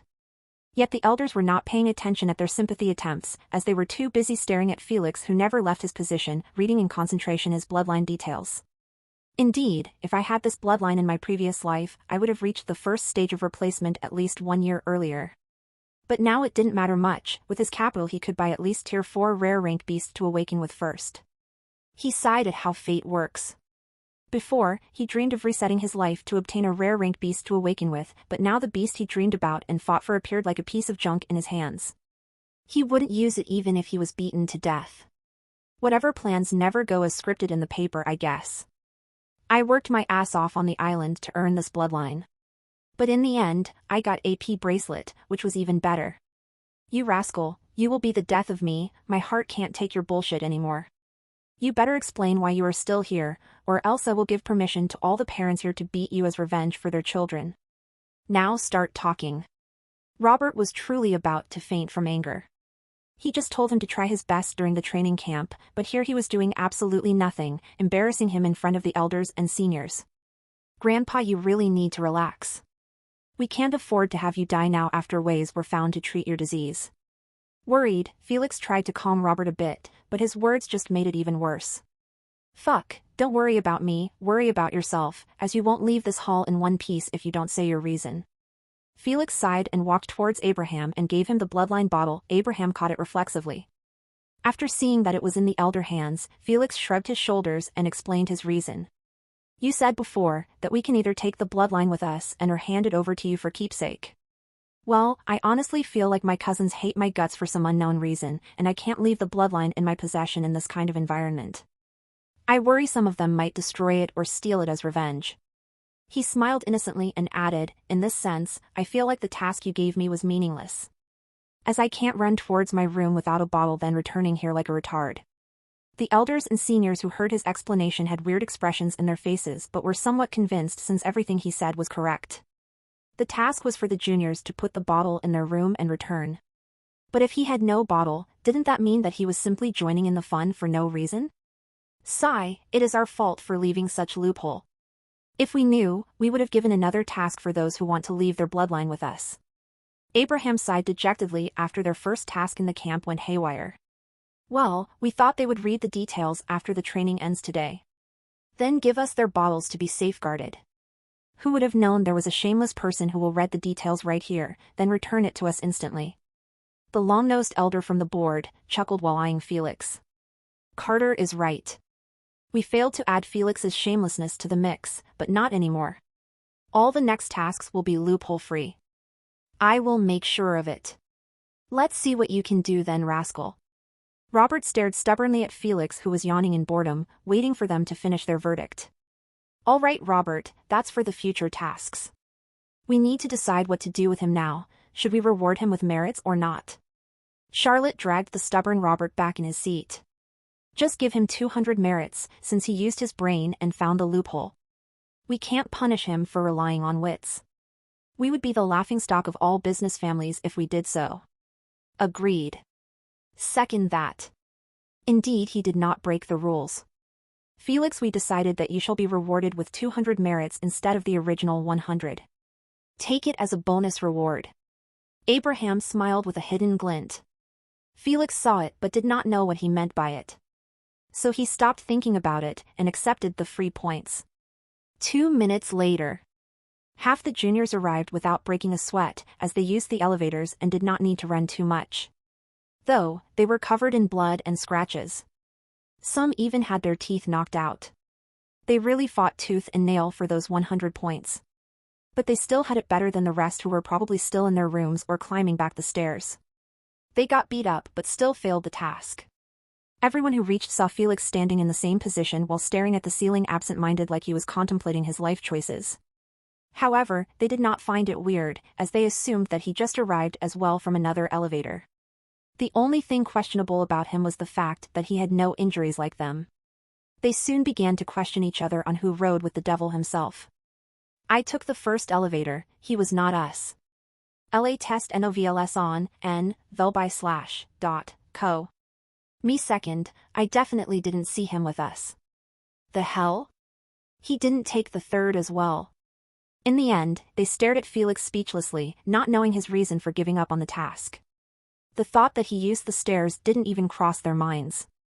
No matter how godlike Felix appeared when he threshed them before. Common sense still applied to him. 5 minutes later. The rest of the juniors, who took the stairs, arrived as well. Surprisingly, Kenny and Olivia were within them. Well, for Olivia it could be understood, as she didn't participate in their fight. However, for Kenny, a quite strong and intelligent junior, to not win a spot inside the elevator, it was quite weird. The elders did not rush them after seeing their horrendous fitness. Their eyelids couldn't help but twitch couple times as they noticed few juniors vomiting their breakfast in the corners of the floor. The entire reason for this simple task was to find out only 2 things, ruthlessness and fitness. They were quite pleased with the former, but the latter was quite a disappointment. After a while, Abraham clapped his hands twice to bring their attention towards him. Since everyone is here, it is time to evaluate your performance. He clicked on his bracelet and a hologram popped out. 21 of you managed to pass the task successfully. I will call the names of those who passed. If you did not hear your names, it meant that you failed. He read the names of those who passed from the holographic list: Jack, David, Owen, Luke, Sarah, Noah, Felix. Those who heard their names clutched their fists, while those who didn't cried miserably over losing 100 merits that they didn't even possess. Thoughts of fasting crossed their minds. Suddenly someone of those who passed realized that Felix finished the task as well, which was quite weird, as he believed that Felix didn't even take part in the first place. After all, he was not in any elevator and definitely didn't use the stairs. So why the fuck did he pass? He approached a cousin from the losing bracket and ratted on Felix without a flinch. Let him ask the elders. No need for me to question their decisions. I still want my life. But those morons will dare to confront the elders about this blatant favoritism. He retreated to his position and continued to massage his bruised cheek. Before long, the news kept passing from one to another until hushed whispers noises resonated in the hall. The noise got so bad, even the elders were alerted. Enough, what's the matter with you? You better explain yourselves or else everyone is going to get 20 merits deducted. Abraham banged his fist on the podium over this blatant disrespect in their faces. Silence suddenly descended in the floor, as everyone was too afraid to make a fart in the presence of an angry elder. They might be polite and gentle most of the time, but when they get furious, shit gets real, pretty fast. If they didn't have a vicious, rough personality, they wouldn't have been able to secure their position as a business empire family elder. Speak! Abraham didn't have time to indulge in their silence, as more important matters were waiting for him. Elder, we were conversing about Felix. It came to our attention that he managed to pass the test without doing anything. So we were just wondering how he did it, so we can learn from him next time. Junior wearing glasses bowed his head respectfully and explained without a stutter. Other elders smiled in approval at his explanation. They appreciated the fact he was smart enough to question their decision without being upfront and saying directly why he passed while doing jack shit and not us. It's simple, he was the only one who found the hidden mission we left behind during the task. If you used your intelligence like we taught you and not run like monkeys the moment we gave you an order, you might have been able to see it as well. The rest of the elders and seniors were struggling to hold their laughter as they listened to Abraham spew bullshit through his teeth sternly. This hidden mission was to see who is able to take advantage of the family safeguarding mechanism we mentioned before, to pass the task without breaking a sweat. If you used your brain for a second, you might have realized that by giving us your bloodlines you wouldn't need to run to your rooms in the first place. Just like Felix did. Next time use your fucking brains. Dissatisfied and disappointed, Elder Abraham scolded them, uncaring about the elders behind him who were trying their best not to bust his act. The only one who knew that Abraham was lying but didn't find funny was Felix. As he gaped wide-eyed at Elder Abraham, twist facts and truths to make it seem like it was their plan all along to have the loophole he discovered as a hidden mission. Only now did he realize the reason for their generosity and Abraham's hidden glint. He rubbed his eyebrows at their silly attempt to shush him with a bribe. It's clear as day that the elders didn't want to lose the training camp dignity before it even began. After all, for the first task to have such a large loophole would turn it into a joke in the eyes of their juniors, and they couldn't allow that to happen no matter what. Meanwhile, those youngsters kept switching their sight between Abraham and Felix with bulging eyes, not daring to accept the fact that their IQ was even lower than Felix, the thug of the family who skipped every class in school. In their eyes, accepting it was the same as stressing that their time spent studying and learning to become smarter was but for naught. Soon their shock was replaced with numbness as they stopped dwelling deeper into it. Felix already surpassed them in courage, foresight, combat, and stamina. It would be weird not to beat them in intelligence as well. Guess we can just die. Our existence is merely there so the elders can compare us. If so, it's better to just end it now. I got beat up, ran 15 floors twice, just to be slapped by the reality that I could have avoided it. I should just throw myself out of the window and save my parents' face. Suddenly the floor turned chilly, as half of the juniors stared at the ceiling with suicidal thoughts. Abraham instantly realized that his plan had backfired after seeing their expression of admitting defeat. He tried to salvage the situation hurriedly by flattering them. We the elders might not show it, but we truly admire the fact that you didn't give up on the task, knowingly that it was impossible to pass. So hold your heads up, the training camp has just begun. Trust me, there are hundreds of ways to showcase your talents and magnificence. Some of you might awaken faster than Felix, while some of you might obtain better abilities than him. You just have to find your way to surpass him. Abraham had absolutely no qualms using Felix as a stepping stone to flatter them. As long as their determination reignites, he wouldn't mind slapping Felix with some merits points as compensation. Am I right, Felix? He decided to put Felix in his charade after seeing that nothing of what he said worked. Vexed, Felix sighed at this sight. He didn't know why Abraham was even trying to help those pieces of trash who lost their goal at the first setback in their long integration journey. But he could only play along. It's not like he was not getting paid. Indeed, I am not the best or even close to being that. Just yesterday I saw in the UVR multiple humans with different unique talents that I can only wish to obtain. He slumped his shoulders and added, sadly, I can't, since it belongs to them only, and no one can take it from them. Did you hear him? You just need to find your unique talent, and no one is going to be as good as you while doing it. So lift your heads up, it is too early to feel discouraged. The training has just begun, and I can't allow you to give up now. Abraham swiftly supported Felix with a penetrating voice, which struck the hearts of those losers who were about to give up on their path. In a sense, it was quite understandable, as no one would want to live a life where their entire existence was merely a supporting character to be compared to others. They simply hoped to be the main character of their own lives and stories, and what Abraham and Felix mentioned was the ignition to help them achieve it. The chilly atmosphere was gone as suddenly as it appeared. How could it not? When those losers' eyes were emitting blazing flames like torches, eager to find the unique talent that set them apart from the rest. Felix scratched his cheek while observing the results of his confidence boost. Let's see how far it's going to last you for. Well, whatever, as long as I get paid with merits over my boosting, I don't mind doing it again. After seeing that his attempt managed to uplift their spirits, Elder Abraham decided to strike the iron while it's hot and explain the next task. All right, give me your attention. This task purpose was only to give us a glimpse at your fitness level, and to be frank, it's horrible. So starting from today until you awaken, you will have to run 5 kilometers on the treadmill, do 50 push-ups, 50 sit-ups, 50 squats for the next 30 days. Elder Abraham continued his explanation, unbothered about the few whines here and there about the difficulty of the training. Each exercise is limited to 2 hours. That means the total hours of practice will be 8 hours each day in the week, except Sunday. You can take a break in them. They sighed in relief after hearing that. They truly didn't have what it took to finish all the exercises every single day, without a break. As he said, their fitness was trash, and for them to start with those exercises were already more than enough to physically and mentally fatigue them. Finally, each exercise you finish during the allowed period will provide you with 200 merits as a reward. That means you can earn as much as 800 merits every day if you worked hard for it. On the other hand, if you failed to finish one exercise, the same amount will be deducted. We emailed the details of the merit system to your emails, you can read them later. Now go do as you wish. If you want to train, do it. If you want to play, do it. Just be aware that everything is being supervised and monitored. He waved his hand and turned away, planning to leave with the rest of the elders. However, a junior question soon stopped him in his tracks. What about the second-month elder? Oh, that will be for your pain tolerance drilling.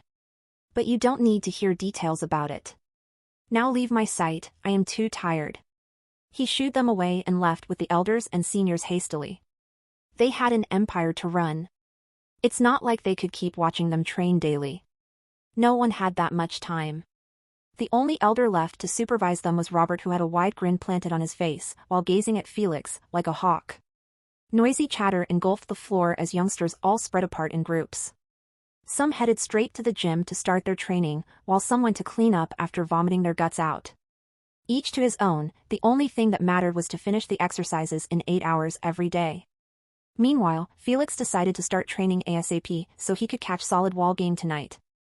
As he was walking absent-mindedly, thinking about tonight's game, he bumped into Olivia, who was waiting in front of the elevator. Ouch, watch where you are going, Kaya Felix. Olivia didn't even wait to finish her scolding before she bolted towards the stairs with her small legs like she saw a ghost. What the fuck? I am not going to eat you, to run away from me. Felix's eyelids twitched at the sight. But since you decided to run, this is a clear approval of letting me chase after you. He glanced at his bracelet and saw that he still had some hours to kill. So, he gave a wolfish grin and sprinted after her. Suddenly, everyone stopped what they were doing and just watched Felix chasing after Olivia around the building, floor after floor, room after room. Olivia kept running with tears streaming through her cheeks. She constantly cried for help every time she met with a cousin. But no one dared to assist her. The alliance had been broken by Felix's sheer brutality. Everyone was on his own at this point. Olivia's friends could only pray in their minds for Felix to get bored and leave her alone. Robert watched the scene in the monitor's room while holding a popcorn bucket in one hand and remote control in the other. He zoomed at Olivia, who was sobbing while apologizing to Felix for provoking him earlier. Then he zoomed at his grandson, who always kept a distance between him and Olivia to enjoy the hunt even more. His wolfish grin and evil laugh was clear evidence of pleasure over bullying this little sheep. This bastard truly never gives a break to poor Olivia. I guess it is time to save her, or else she won't dare to leave her room anymore. Robert brought a microphone near his mouth and ordered sternly, Felix, you have 3 seconds to leave Olivia alone. Otherwise, you will have a date with my belt tonight. Felix clicked his tongue and changed his direction, heading towards the gym to start training properly. Olivia glanced at her back, after noticing that Felix's wolfish howls he used to scare her with stopped coming.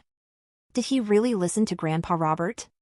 She chewed her lips while observing the area around her. She knew that Felix rarely listened to his grandfather's orders. So, he could be hiding anywhere. After a while, she relaxed her tense shoulders and dropped to the floor. She began massaging her sour legs in a gentle manner. It seems like he truly left. I really need to stop provoking him. He is always looking for a reason to bully me. She clutched her fist and narrowed her eyes, but things are going to change if I awaken successfully. He won't be able to bully me anymore. She laughed foolishly, it might even be my turn to bully him. Soon, she stood up and walked in direction of the elevator with that foolish cute smile, imagining herself wearing wolf clothes while stepping on Felix, who was begging for mercy. Suddenly, her imagination was destroyed when she heard a teasing whisper in her ear, Gotcha, little Ollie. Kaya. The moment she heard Felix's voice, she shrieked for a few seconds and fainted on the ground with her eyes rolled in her head. Felix the First will fucking kill you tonight if you don't leave her alone. Robert's infuriated voice resounded throughout the entire building, scaring the shit out of the elders and juniors. Fine. Can't one play a prank on fellow family members these days or what? Aggrieved and irritated, he lifted the passed-out Olivia in a princess carry. But shortly, he switched to carrying her on his shoulder, leaving her arms and legs to dangle both sides. It's better this way. If I carried her like a princess, she might faint again if she saw my face. Afterward, he trod towards the elevator, planning to visit the gym, which was at the 10th floor. This time for real. 3 minutes later. The elevator door opened up slowly, revealing Felix carrying Olivia like a sandbag. Everyone froze whatever they were doing and stared at Felix walking unhurried towards the bathroom like nothing was wrong with the current situation. Felix noticed their stunned looks, but he didn't bother explaining himself. He simply stepped inside the bathroom and locked it shut. Cluck! The sound of the door getting locked broke them out of their daze. Is he finally going to drop the facade and do the deed? I knew it, he always bullied Olivia, just to be with her, since he had feelings for her. Oh, I wish I could watch. Should I risk it and take a quick peek? What a monster, to do it while she is unconscious. Noah F0 Low New Hapters at nov/e/l/bin/.com. Their thoughts went wild, as they bore on the bathroom door, not daring to approach it or condemn Felix out loud on his misleading actions. If even Robert allowed it, why should they interfere? It's always better to mind your business. Felix put Olivia on the toilet chair and sprinkled cold water on her face. After seeing a positive reaction, he left the toilet and closed the door on her. A few seconds later, her eyelashes quivered, and her button-like nose wrinkled as cold water drops streaming through it. She scratched it reflexively and opened her eyes groggily. As she regained full clarity, she noticed her current strange position. Where is Felix and who put me here? Is this one of his pranks? She adjusted her training outfit cuffs while chewing on her lips. Little Ollie, come out and stop chewing your lips, I always told you to remove that habit of yours. Felix knocked on her toilet door 2 times and said, we are in the bathroom without monitor cameras. I want to talk to you seriously about something. His voice wasn't commending or harsh. He simply soothed her with a gentle tone. Olivia didn't scream in fear this time. She just sighed helplessly and opened the door. She popped her small head first, surveying the area with wide eyes, trying to locate Felix's whereabouts. She didn't want another jump scare. Soon, her watery blue eyes locked into Felix's gentle eyes. She instantly lowered her head embarrassed, not daring to continue having eye contact with him. However, Felix lightly knocked on the sink, bringing her attention back to him. He didn't take her to the bathroom to exchange those lovey-dovey eye contacts, but for serious business. Little Ollie, don't take what you are about to hear personally. He faced the mirror, ignoring Olivia's confused look and said, you will die a horrible death if you awakened with your current bubbly non-serious personality. Not just you, but at least 70% of our cousins will meet the same fate. He sighed as he saw her parted lips and befuddled eyes, through her reflection on the mirror. Everyone believes that they are the chosen ones, who will surely pass the pain using only sheer will like they were in a fantasy novel. He faced her, but let me tell you something, Ollie. This is reality, where anyone who braved the awakening process with only their courage and determination, died horribly. Olivia took a step back, after being frightened by his serious look and stern tone. He didn't seem like he was joking or pranking her at all, which scared her even more. Felix didn't care about comforting her, as he simply narrowed his eyes and asked, do you still dare to awaken now? He added, and if you do, tell me why. Olivia didn't answer him, as she was trying her best to process the fact that she would die during awakening. She always believed that she could handle the infamous painful process. Because she thought that since people could pass it successfully, why couldn't she do the same? Yet, Felix blatantly made it clear that was merely wishful thinking. What bothered her even more was the way he said so confidently and certain of it happening. She couldn't help but have some doubts in her mind. However, doubts were doubts, it didn't mean she trusted his words entirely. She wasn't stupid to believe everything that he said, especially the reality that 70% of her cousins would die as well. How do you know about all of this? And if it was true, how could you know it while the family doesn't? She fired her inquiries while chewing on her lips again. A habit she always had since young. Don't tell me you found out about it during one night in UVR, because the family had them for over 5 months now. This meant they would have already known about it long ago. But that's impossible, as they won't allow us to awaken if the majority of us will die just like you mentioned. She stared at his eyes defiantly, not daring to believe him and not wanting to. If she did, it signified one horrifying fact. That was, the family had no qualms sending 70% of their children to certain death. Felix gave a sinister smile and whispered in her ear. His breath sent a chill inside her earlobe. Little Ollie, you have no idea at all what the temptation of longevity can push one to do. No idea at all. What do you mean by temptation? I don't think the elders and our parents would approve of such a thing. Olivia shook her head firmly with closed eyes. She didn't want to look at his devilish mouth, spewing such terrifying lies to her face. Felix lifted her chin gently and gazed at her at tight-shut eyes and pressed lips. Little Ollie, do you honestly believe that the family would care about our lives when their longevity and authority is threatened? He chuckled mockingly and said, don't be so naive.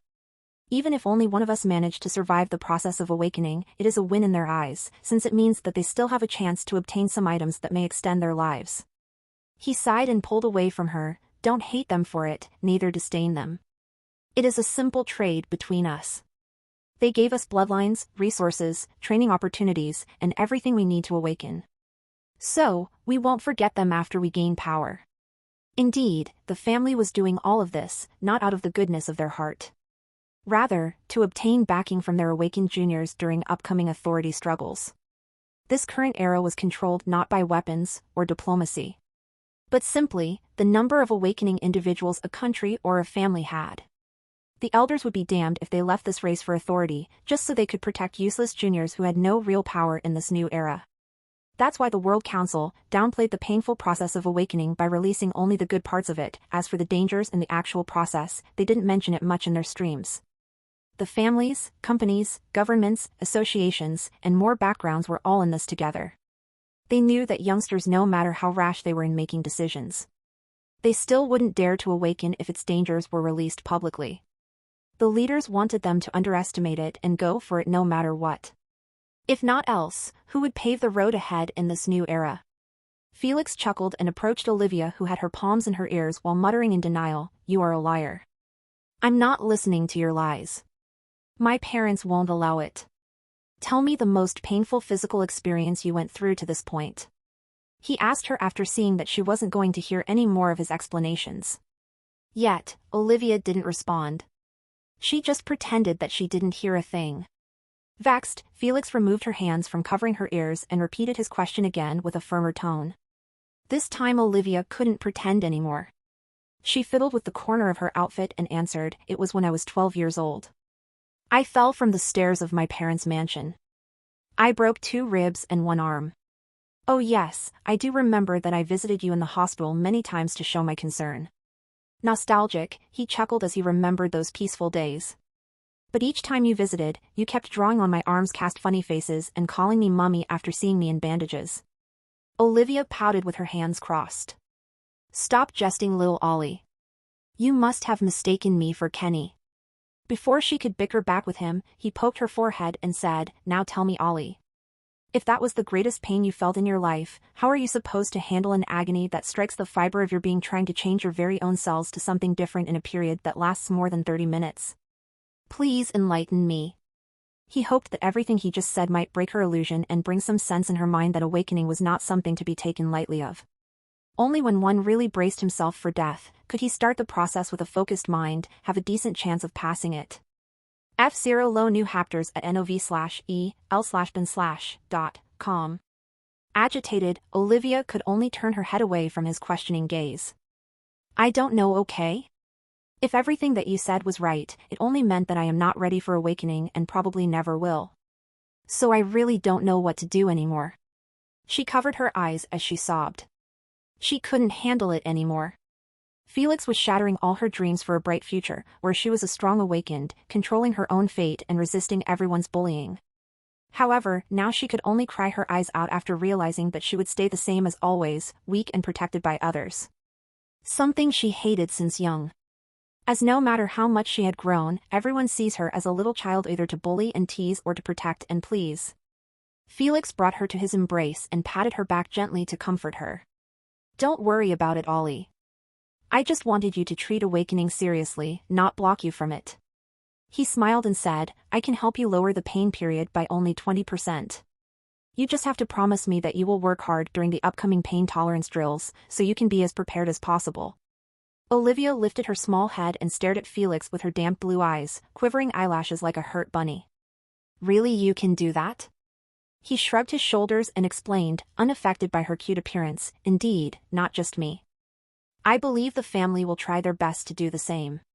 But they won't be able to lower the pain period to 20%, but probably just 75%. That's not so bad, as at least some of our cousins will survive. His dull reply was a clear display that he was unbothered about their certain death. He only cared about two of his cousins. One was Olivia, his childhood friend, in his point of view. The other was Noah, whose character was admirable. As for others, they could burn in hell and he wouldn't mind. She broke off from his hug and wiped her tears with her sleeves. Why don't you share your method to the family? Isn't it better if everyone had higher chances to succeed? Because our methods are the same. He clicked on his bracelet and a hologram of a small glass bottle filled with thick blue liquid revolved in front of Olivia. This is what we will use. A potion called Pain Relief, the only difference is the number of potions used. He explained that each potion could lower the pain duration by 20%, but after drinking 4 continuously her body would build immunity to its effect, thus forcing the duration to freeze at 20%. Those potions were extremely important for each awakener. One must at least drink minimum 2 potions before risking it. However, the family was not rich enough to afford 2 potions for each junior. Heck, they couldn't afford to get even 1 for each junior. This meant those who risked awakening in that condition, death was certain unless a miracle happened. I understand, but why would you go that far for me? Is it really as my cousin said, you like me?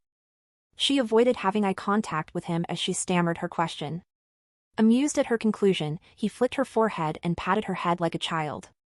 Get some common sense, little Ollie. If I had feelings towards you, would I bully and tease you each time I meet you until you avoided me at all costs?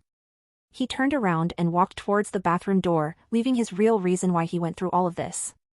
I see you as a childhood friend, who played with me and tolerated my tantrums during the death of my family. I am only doing this to repay you for the past. And also not to see your corpse covered in your own pool of blood and sweat. He thought.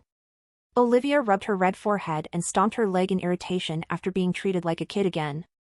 I will show you all that I am 17 years old just like you, and make you treat me with respect. Just you wait. She cleaned her face with water and followed after Felix. Yet, the moment she emerged from the door, she saw everyone looking at her damp eyes and red face from crying and embarrassment. Things that water couldn't clean. What a beast, he really did it. I can't believe my cute Olivia was defiled by that thug. I swear I will revenge you, Olivia, just wait after I awaken. Olivia tilted her petite oval head in confusion at their looks.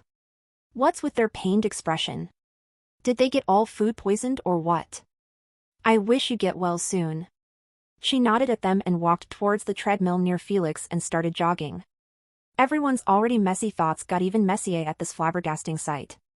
Never in their wildest dreams would they have expected Olivia, the #1 Felix's prey, to approach him by her own will. What the hell? Why did she practice near Felix when there are over 20 treadmills empty? No, my little Olivia, don't join his side. Even if he took your first time, you should never obey him. Why do I feel like this training camp is not going to be peaceful? Interesting, Olivia is the last one I expected to befriend him. Truly interesting. Kenny mused, while his real face had a wide gentle smile on it as he did squats. Noah. Why are you training next to me? Are you not afraid of rumors? You do realize that we were in the bathroom alone for over 15 minutes, and by doing this you just made it worse for you. Confused just like the rest, Felix asked her. He knew that her real personality was quite shy and gets easily affected by rumors. So, for her to be this bold was truly a sight to behold. Olivia bared her little fangs at him and others. You can all mind your business, and stop caring about what I do, and what I say. I am 17 years old just like everyone here. I am not a child to fear others' opinions on me. They can say what they want, I don't care. Felix chuckled at her cute angry tantrum and said, All right little adult, whatever you say. She humped and focused on her practice, not wanting to bicker with him anymore. Time slowly passed by, as Felix and Olivia were almost about to finish their 5 kilometers exercise. Felix trained with utmost focus, looking only straight ahead. Meanwhile, Olivia kept stealing quick glances at him. If that was only it, Felix wouldn't be bothered, but every time she peeked at him, she opened her mouth trying to say something. However, in the end, she closed it shut and continued to run in silence. Annoyed yet somewhat piqued, he removed his AirPods and asked, "Out with it. What do you want to say?" Olivia stumbled on the treadmill, almost falling flat on her face after being found out. He chuckled at the sight, making her cheeks flush red. "Thank you, Felix, I appreciate your promise." She avoided eye contact with him as she shyly buried her head downward. "Don't mention it anymore." He waved his hand casually and wore his AirPods back on, focusing on the last 500 meters left. Olivia smiled and stopped peeking at him. 4 minutes later. Felix cleaned his body from sweat while drinking a small bottle of water. After finishing it half of it, he closed the lid and walked on the treadmill while stretching his shoulders, preparing for the next exercise. After a while, Olivia finished as well. She turned off the treadmill and stood on the gym floor with her hands on her knees, breathing ruggedly. It was not just her, but almost everyone was either training hard while breathing roughly with sweaty armpits and back, or lying on the ground unmoving. If it was not for their chest that was rising and falling periodically, the rest would have assumed they had died. A clear contrast to Felix, who dropped into the floor after a few minutes break and began doing his required 50 push-ups without making a sound. For Felix, who spent 6 months in the island training in the gym each day, this was merely a warm-up. However, for those juniors who probably never wore their training outfit since the moment they began their mission, this was pure hell. The family took into consideration their body's long inactivity and lowered the fitness training to the bare minimum. This helped Felix breeze through it with ease. His cousins just gazed in his direction with envious looks, wishing to trade their trashy stamina that couldn't even let them finish 20 push-ups properly with his. Olivia stood next to him, staring in wonder at his endless stamina. She couldn't help but ask with admiration, "Felix, how did you manage to build such good endurance?" "I have been training 2 times a week to keep myself always in shape, but my endurance did not improve much. I always get easily tired." Felix froze with his hands extended straight and stared at her with a serious expression. Olivia gulped at his solemn look, expecting to hear his secret. Eager, her ears wiggled slightly. Too bad, she forgot she was dealing with Felix. "Isn't obvious? How could you have the same vigor as I, with your tiny lungs? You probably have difficulty even breathing normally." Furious at being played like this, Olivia stomped his head with her leg, while huffing, "You promised you will stop bullying me. This is your punishment for lying." Felix didn't even get a chance to feel smug about his prank before his face got planted on the gym floor. What the fuck, did she really change that much? To actually retaliate and dare beat me up? It seems that little Ollie is serious in showcasing to everyone that she is not an easy target. Well, might as well assist her, he grinned cunningly, unnoticed by anyone. Ow! My face, you broke my nose, Olivia. How can you be this brutal? I was just teasing you like always. Felix cried out loud pitifully while covering his nose with both of his hands. He sent a wink at the dumbfounded Olivia, who thought her leg strength couldn't even harm a fly, don't even mention breaking someone's nose. Thrilled and excited at this turn of events, the juniors gloated at Felix, who was whining on the floor. They never thought that Olivia, the sweetest flower in the family, to actually hit someone. But goddamn, if it didn't feel good to see that devil on the ground like that. Ariad updated s-tirise at n/vel/bin.com. Good job, Olivia, always hit him back if he bullies you. That's right, you don't have to fear him, as he won't dare to hit you, or else Elder Robert will cut his balls. I never thought I would see her hit someone in my life, honestly. Same, she always got protected by seniors or us when she got bullied. That's why, I guess. Let's cheer for her, so she won't forget this moment. Noah. The cousins were not cheap in their cheers and applause, as they kept chanting her name with genuine smiles. Olivia was the only cousin who had a friendly relationship with everyone. Her social influence was quite high, to the point, if she made a request, no one would say no to her face. Yet, she had no idea about any of this, as she never requested anything in her life. That's why, she was quite shy about thanking Felix for his promise. She was not used to such a thing. Dumbstruck, Olivia stood with parted lips and wide eyes at this sight. She didn't understand how her unconscious stomp would turn things this way. She peeked at Felix, the propagator of this entire charade, and saw that he was scratching his nose with a finger. Felix gave her thumbs up to encourage her after noticing her peeking at him. Olivia felt her heart warm up at this sight. She figured out easily that Felix was trying to help her build an adult image. Just like she always wanted but never could. She had no idea how to do so properly. It's not like she could point her finger at someone and order him to treat her like an adult.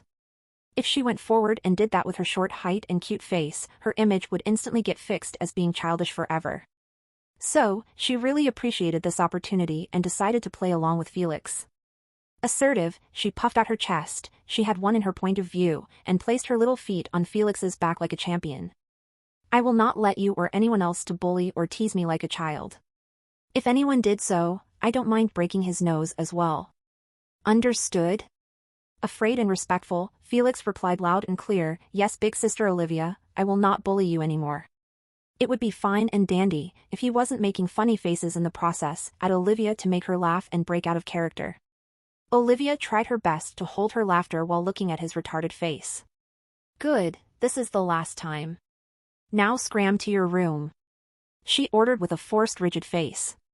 Felix understood her cue and escaped towards the elevator while holding his nose.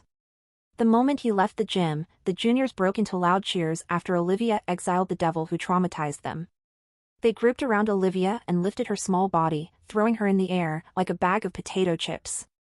Felix was currently in his room finishing the leftover push-ups. I hope that was enough to head start her image reform. Otherwise, when she visits the UVR, she will be bullied to death.